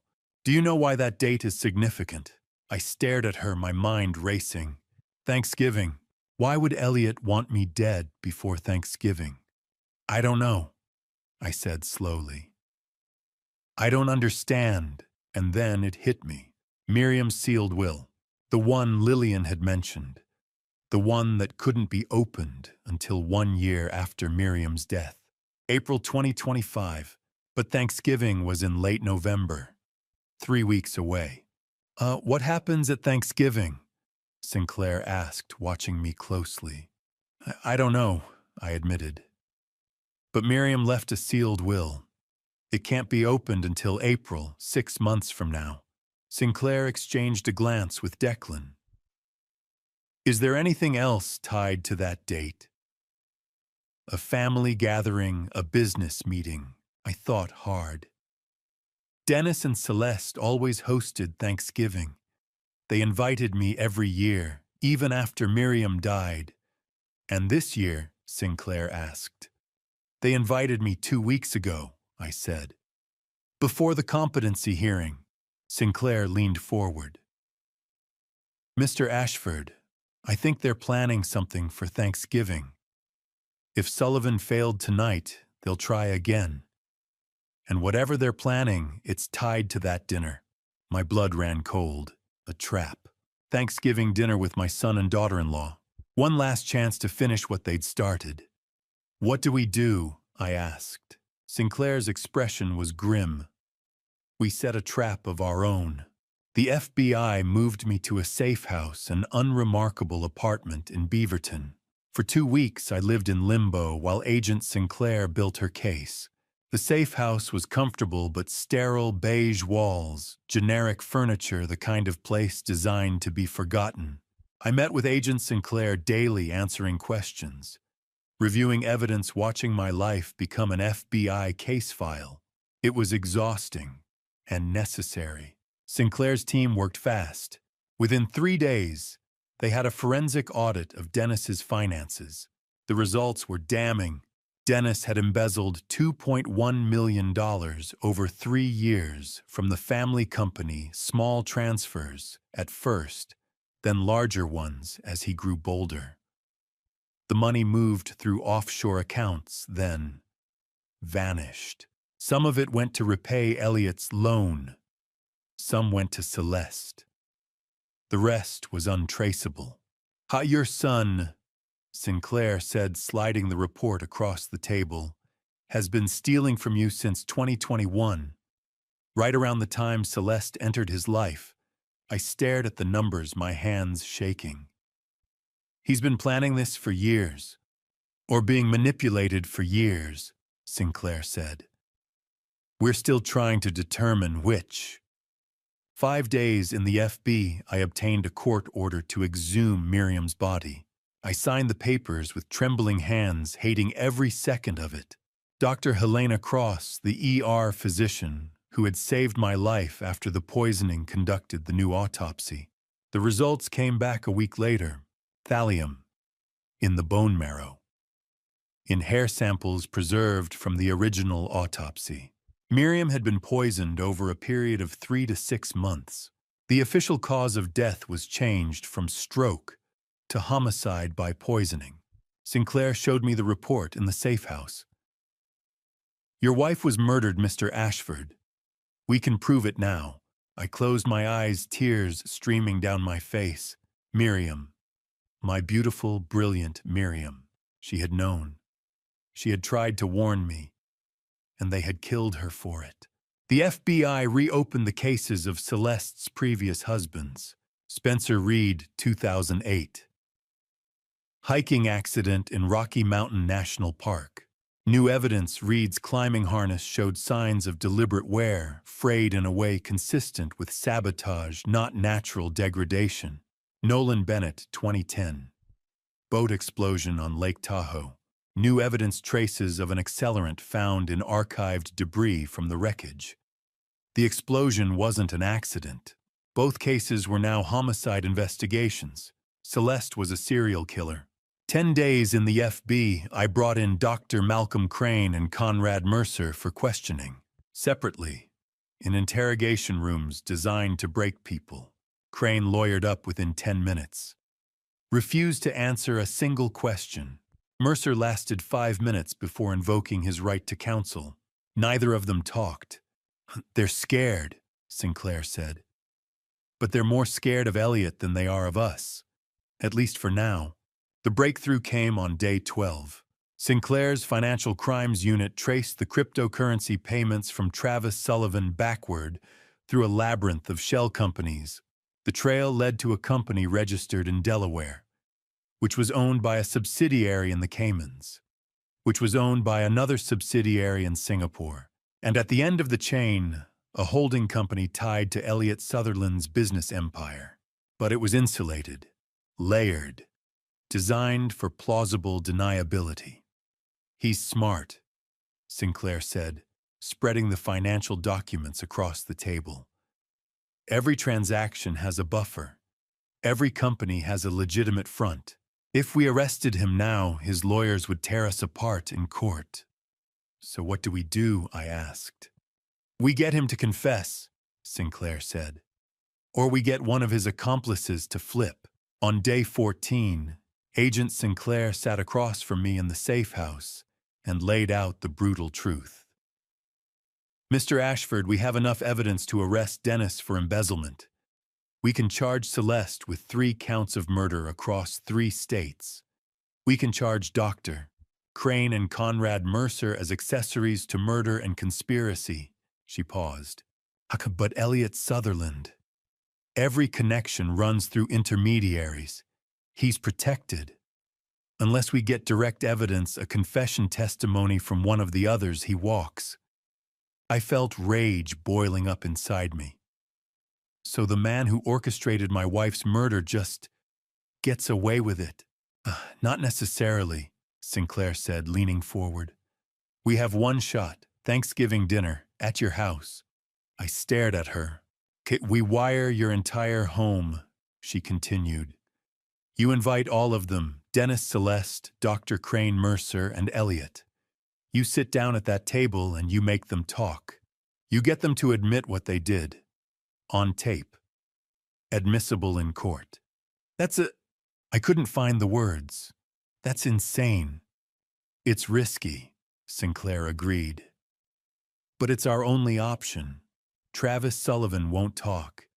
Crane and Mercer won't talk. Elliot's too insulated to touch. But if you can get them together in one room with their guard down, people slip. They brag. They argue. They make mistakes. And if they don't, I asked. If they just sit there and eat turkey and pretend everything's fine, then you push, Sinclair said. You confront them. You call them out. You make it impossible for them to stay silent. I laughed bitterly. You're asking me to sit across from my son from the people who murdered my wife and trick them into confessing. Yes, Sinclair said simply. That's exactly what I'm asking. I looked down at my hands. They were shaking. What if they try to kill me? I asked quietly. We'll have agents in place, Sinclair said. Declan will be there. The house will be under surveillance. The second things go south, we move in. The second things go south, I repeated. After they've already tried, Sinclair's expression softened. Mr. Ashford Leonard, I know what I'm asking. I know it's dangerous, but it's the only way to get justice for Miriam, and it's the only way to stop them from hurting anyone else. I thought about Miriam, the way she'd smiled at me the day we met, the way she'd fought to protect me even as she was dying. She had been brave. Now it was my turn. Okay, I said. I'll do it, Sinclair nodded. Then let's set the trap. I spent the week preparing for what might be my last Thanksgiving. The FBI prepared for a sting operation.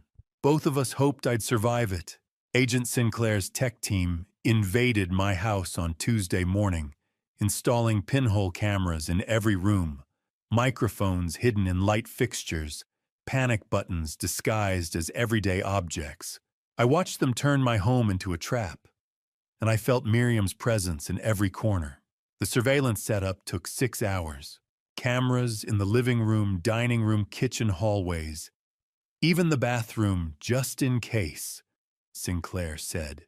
Microphones in the chandelier above the dining table and the smoke detectors, in the decorative vases Miriam had loved. A panic button disguised as a book on the living room shelf. Another in the kitchen drawer. If anything goes wrong, Sinclair explained, you say the safe word, Miriam's favorite, and we breach immediately. Declan will be in a van outside with a tactical team. Response time 30 seconds. 30 seconds felt like an eternity, but I nodded. Understood. That afternoon I sat down and wrote the invitations, by hand, personal, the way Miriam would have done it. Dear Dennis, I'd like to have one more family Thanksgiving. Life is short, and I don't want to waste what time we have left on anger. Please come. Bring Celeste and Olivia. Love, Dad. I wrote similar notes to Dr. Crane, Conrad Mercer, and Elliot. Each one carefully worded, gentle, forgiving, a perfect lie. I mailed them Wednesday morning. The responses came quickly. Dennis called that evening. Dad, are you sure about this? His voice was wary, suspicious. I'm sure, I said. I've been thinking a lot about family, about what's important. I don't want us to be estranged, Dennis. You're my son. A long pause. Okay. We'll be there. 7 o'clock. 7 o'clock, I confirmed. After he hung up, I sat in the dark, my hands shaking. My son, the boy I'd taught to ride a bike. And I was about to destroy him. Celeste texted, We'll attend. Thank you for the invitation. Cold, professional, no warmth. Dr. Crane sent an email, Leonard. I appreciate the gesture. I'll be there. Conrad Mercer's assistant called Mr. Mercer accepts your kind invitation and will arrive at 7 o'clock p.m. And then Elliot called. Leonard, he said, his voice smooth. This is a lovely gesture. I'm touched. Of course I'll be there. We're family after all. There was amusement in his tone. He knew something was off, but he was too arrogant to decline. I'm glad, I said. It'll be good to have everyone together. Indeed, Elliot said. See you Thursday. He hung up. I stared at the phone, my stomach churning. They were all coming. Agent Sinclair briefed me Wednesday afternoon in the safe house. Your goal, she said, is to keep them talking, get them arguing, make them contradict each other. If Dennis breaks, the others might follow. But save Elliot for last. He's the smartest, the most dangerous. If you push him too early, he'll shut everything down. And if they don't talk, I asked. Then you confront them, Sinclair said. You call them out. You tell them what you know, force their hand. What if they try to leave? We'll be watching. If anyone tries to run, we move in. I nodded, memorizing the plan. Declan and Lillian visited me Wednesday evening. Emotional goodbyes disguised as social calls. Lillian hugged me at the door. Leonard, you're the bravest man I know. Miriam would be so proud of you. I hope so, I said quietly. Declan clasped my shoulder. I'll be in the van outside. Any trouble, we're coming in. You're not alone. Thank you, I said. For everything. After they left, I sat alone in Miriam's office. Her photograph smiled at me from the desk taken on our 30th anniversary, her eyes bright and full of life. Tomorrow. I said to her picture, I'm going to finish what you started. I'm going to make them pay for what they did. I'm sorry I couldn't protect you. The room was silent, but I felt her presence. Warm, steady. She'd always been braver than me. I wrote a letter to Olivia, my granddaughter, 8 years old, innocent. Dear Olivia, if Grandpa isn't here for your next birthday, know that I loved you very much. Your father made some bad choices, but you are a good, kind child, and none of this is your fault. Be brave, be smart, and remember that love is stronger than hate. Love always, Grandpa.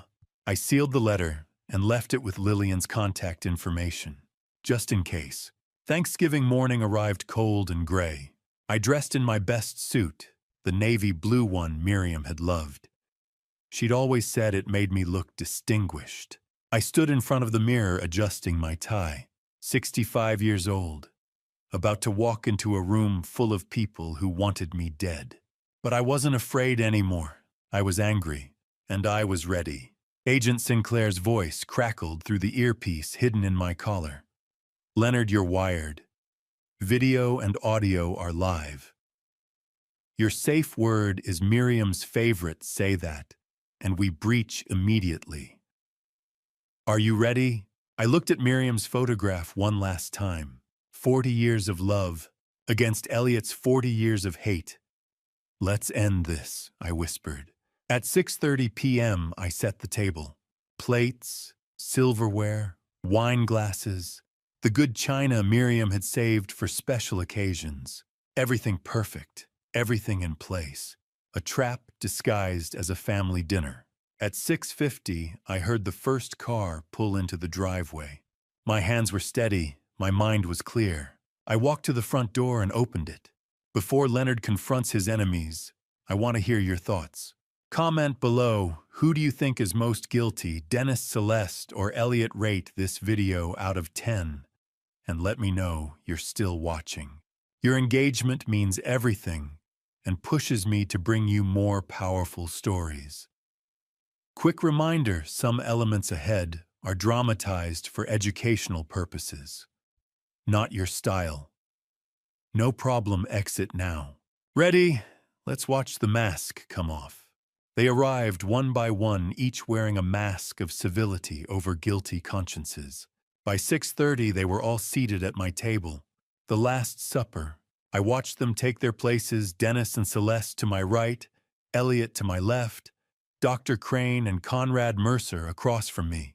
Harold and Irene Sutton, my innocent neighbors, sat at the far end of the table, a buffer of normalcy. The table looked beautiful. Miriam would have been proud. Small talk over appetizers. Forced. Awkward. Everyone watching everyone else. I played the gracious host. Thank you all for coming. It's been a difficult year. Dennis shifted in his seat. Dad, this means a lot. Family should stick together. I smiled. Family. Yes. That's what I want to talk about. The room went still. At 7 o'clock, I stood and tapped my wine glass. The FBI was recording everything. I want to thank everyone for being here tonight. I said. Some of you I've known for decades. Some of you I thought I knew. The air changed. Everyone went quiet. I turned to Dr. Crane. Malcolm, I said. You signed my wife's death certificate, cause of death stroke, but you never ordered an autopsy. Dr. Crane set down his fork. Leonard, I don't think Thanksgiving is the time. I had Miriam's body exhumed, I said, cutting him off. New autopsy. She was poisoned with thallium over a period of months. I slid the autopsy report across the table. Dr. Crane went pale. I had no idea. Didn't you? I said. I pulled out my phone and played an audio file provided by the FBI. Dr. Crane's voice recorded months ago. The patient's unfortunate decline is progressing as expected. Elliot's voice, good. Keep me updated. The room froze. Dr. Crane stammered. That's taken out of context. Is it? I said. Because the FBI has 6 more recordings just like it. Harold Sutton looked horrified. Leonard, what is this? Please stay seated, Harold, I said gently. You're witnesses now. I turned to Conrad Mercer. Conrad, I said, you filed legal documents claiming I was incompetent. You forged my signature. Mercer stood abruptly. I'm leaving. This is completely inappropriate. Declan stepped out of the kitchen, blocking the doorway. Sit down, Mr. Mercer, Declan said. Dinner's not over. Mercer's face went red, but he sat. I pulled out a stack of emails, printed highlighted. These are your exchanges with Dennis, I said. Expedite the process. Make it look natural. Would you like to explain? Mercer said nothing. His jaw was tight, calculating. I turned to Celeste. My daughter-in-law sat perfectly still, her expression unreadable. Celeste, I said. Or should I call you Valerie Vivian? Her eyes narrowed. I laid out her history like a prosecutor presenting evidence. Valerie Whitman, 2008. Married to Spencer Reed. He died in a hiking accident. You collected $800,000. I placed a photograph on the table, Spencer Reed's damaged climbing harness. The FBI had it re-examined. It was sabotaged. Celeste didn't flinch. She, Vivian Blackwood, 2010. Married to Nolan Bennett.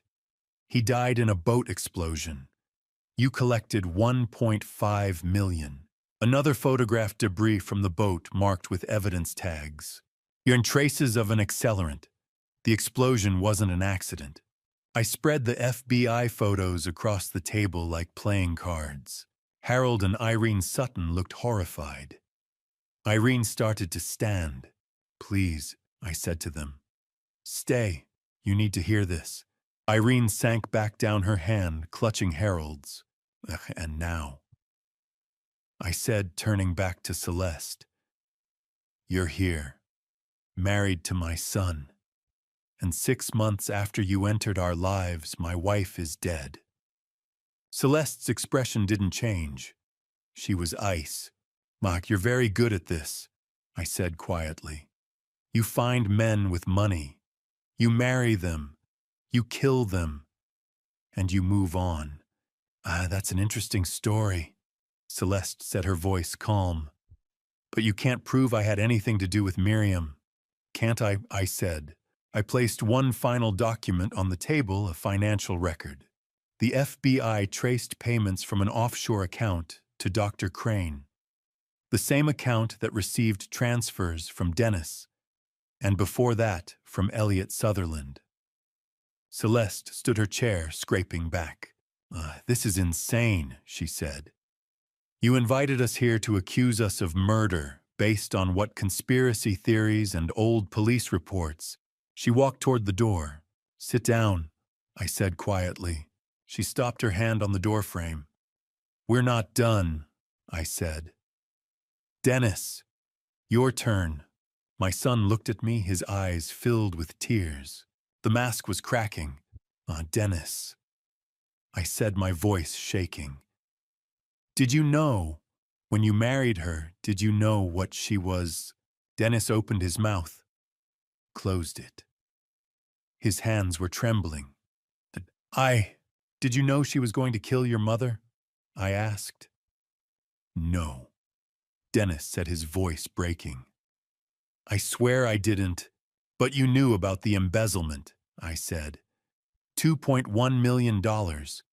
You stole from the family company to pay off Elliot, to pay off debts, to fund what her lifestyle. Dennis buried his face in his hands. I didn't have a choice. There's always a choice, I said. Celeste's voice cut through the room, sharp and cold. This is pointless. You have no proof, no confession, no evidence that would hold up in court. You're a grieving old man trying to make sense of his wife's death. She turned to leave again. Sit down, I said louder this time. Declan moved to block her. Celeste looked at him, then at me, and slowly, deliberately sat back down. Fine, she said. Let's play this out. What do you want, Leonard? A confession. You're not going to get one.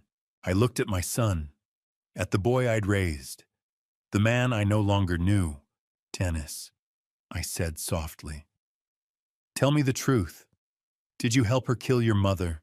Dennis looked at me, tears streaming down his face, and for the first time in months I saw my son, really saw him. Broken, terrified, trapped.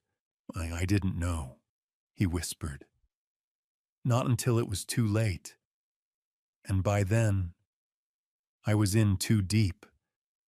Dennis couldn't meet my eyes. His hands trembled beneath the table. Beside him, Celeste leaned close and hissed, "Don't say anything." But I could see it in his face. He was breaking. I kept pushing even as it shattered my heart. I slid the stack of documents across the table. The papers rustled loudly in the suffocating silence. Every pair of eyes turned toward me. The wall clock ticked overhead each second like a blade twisting deeper into my chest. $2,100,000, I said, my voice steady and cold. Embezzled over 3 years. Hidden in offshore accounts in the Cayman Islands. Grand Cayman, specifically. Dennis's mouth opened.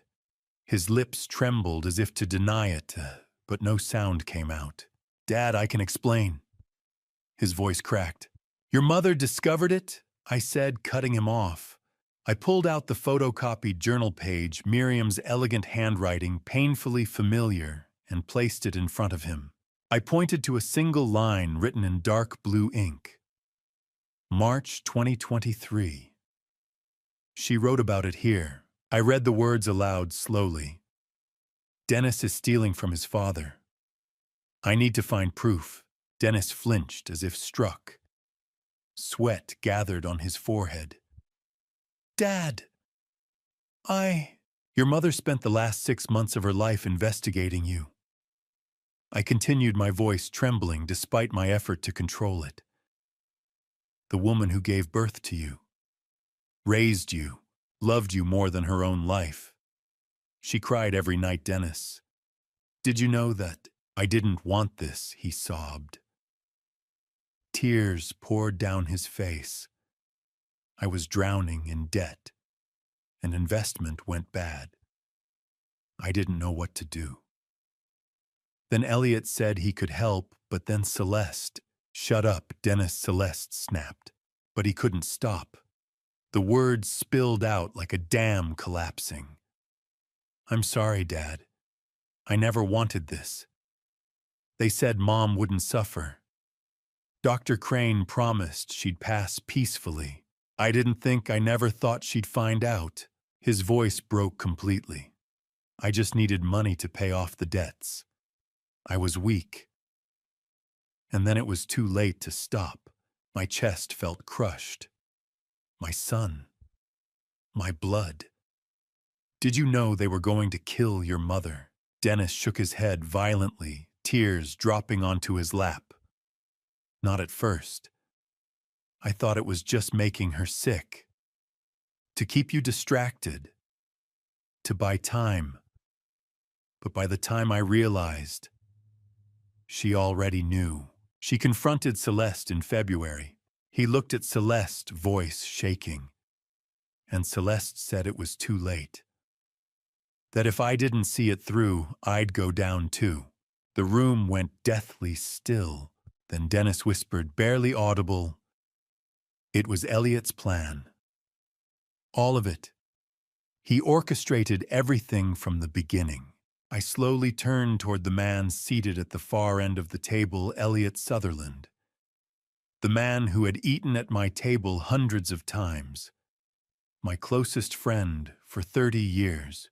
He sat perfectly still, wineglass in hand, watching with calm fascination, as if observing a performance. 30 years, Elliot. I said, my voice ice cold. You've been playing a very long game. Elliot set his glass down slowly. Leonard, your son, is having a breakdown. This is unfortunate. Perhaps we should call lawyers and a psychiatrist before this gets worse. You were at my house when Miriam died. I said, never breaking eye contact. You called 911 8 minutes before Dennis. Why were you there? The smile faded from Elliot's face. He scanned the table, Dennis shaking Celeste, pale Dr. Crane, staring down Conrad Mercer, shifting in his seat. Then he looked back at me, and I saw it the hatred he'd carried for 40 years. Elliot stood. The mask was gone. His voice dropped cold and venomous. Fine, Leonard. You want the truth. I said nothing. Yes. I planned everything he said, stepping forward, eyes fever bright. I buried Dennis in debt. I introduced Celeste, knowing exactly who she was. 2 dead husbands. I chose her for a reason. He laughed bitterly. I owned Dr. Crane with a $300,000 gambling debt. Enough to ruin him. Enough to ensure obedience. His voice shook with rage. I watched Miriam suffer. I counted every day she weakened, knowing she chose you over me. He leaned closer, whispering, "She called your name at the end." I was there. I held her hand. And even dying, she still chose you. His voice turned vicious. So I made sure you lost everything she loved. Your son. Your company. Your life. That's justice. Silence. Then, FBI, nobody move. Doors burst open. Agents in tactical gear flooded the room. Weapons raised. Orders shouted. Dr. Crane screamed, hands up. Mercer collapsed into his chair. Dennis broke down, sobbing. Celeste didn't move. Special Agent Harper Sinclair stepped forward. You are all under arrest for conspiracy to commit murder, financial fraud, and federal crimes. Elliot stared at me in shock. You recorded everything. I stood. Miriam taught me how. Handcuffs snapped shut. As they were led away, Elliot locked eyes with me, hatred burning until the end. When the room emptied, only silence remained. Declan entered, resting a hand on my shoulder. You did it. I picked up Miriam's photo, holding it close. I promised, I whispered. Miriam had fought to the end, and I finished what she started. 2 months later, I stood in the courtroom and watched justice be served. It felt nothing like victory. The sentencing hearing was swift and clinical. 1 year after my wife died from what doctors called a sudden stroke, I finally hired a plumber to fix a leak behind her old office wall. I was sitting in church when my phone vibrated. His voice was tense and urgent. "Sir, you need to come home right now," he said. "I just uncovered something hidden inside your wife's office, and don't tell anyone about this." When I returned home, I was shocked by what my wife had left behind, a secret so dark it would destroy my family forever. Thank you so much for being here and staying with me so far. Before we continue, let me know in the comments where you're watching from. I truly love seeing how far these stories travel. And just to be clear, this story includes some fictionalized details used to help explain the situation and its meaning. Any similarity to real individuals or settings is unintentional, but the message I'm sharing is something I believe can genuinely help you. The phone rang on a Tuesday afternoon, 6 months to the day after I buried my wife. I was sitting in the living room. Our living room, though it felt less like ours with each passing week, staring at the closed door of Miriam's office. That door had stayed shut since that awful morning in April. I couldn't bring myself to open it, couldn't face the absence that would fill every corner of that room, the ghost of her laugh, the faint scent of her lavender perfume still clinging to the curtains. The vibration against my palm pulled me back. Wesley Kane, the caller ID read. The plumber I'd finally hired after months of ignoring the slow drip behind that closed door. Mr. Ashford. His voice carried an edge I'd never heard before. Not the usual contractor's tone of explaining costs or scheduling delays. This was something else. Urgency. Maybe fear. You need to come home, right now. My stomach tightened. Wesley, I'm just down at the grocery. Sir, I found something. Something you need to see. He paused, and I heard him exhale slowly, like a man deciding whether to step off a cliff. But don't come alone, Mr. Ashford. Bring your son. Both your sons, if you have them. The line went dead. I left my half-filled cart in the middle of Safeway's produce section and drove home with my knuckles white on the steering wheel. The autumn air in Lake Oswego felt crisp against my face as I pulled into the driveway, but I barely noticed. Wesley's truck sat there like a warning. He met me at the door before I could use my key. Sawdust clung to his flannel shirt. His face, usually so calm, so professional, looked pale beneath his tan. Mr. Ashford, he stepped aside. I'm sorry, I didn't know if this was the right thing, but... Wesley, what's going on? He led me through the familiar hallway, past the photos of Miriam and me on our 25th anniversary, past Dennis's college graduation portrait, to that closed door. My heart hammered against my ribs. 6 months. 6 months of walking past this door, of pretending that if I didn't open it, some part of Miriam was still here, still working at her desk, still alive. Wesley pushed the door open. The office looked violated, stripped. The carpet had been pulled back near the wall behind where Miriam's desk used to sit. Tools scattered across the floor. And the wall, Jesus, the wall, was gone. Not just opened, completely removed, exposing wooden studs and darkness beyond. Yaz, the pipe leak was behind here. Wesley explained, his voice tight. I had to open the wall to get to it. But Mr. Ashford... He pointed his flashlight into the gap. There's something you need to see. I stepped closer.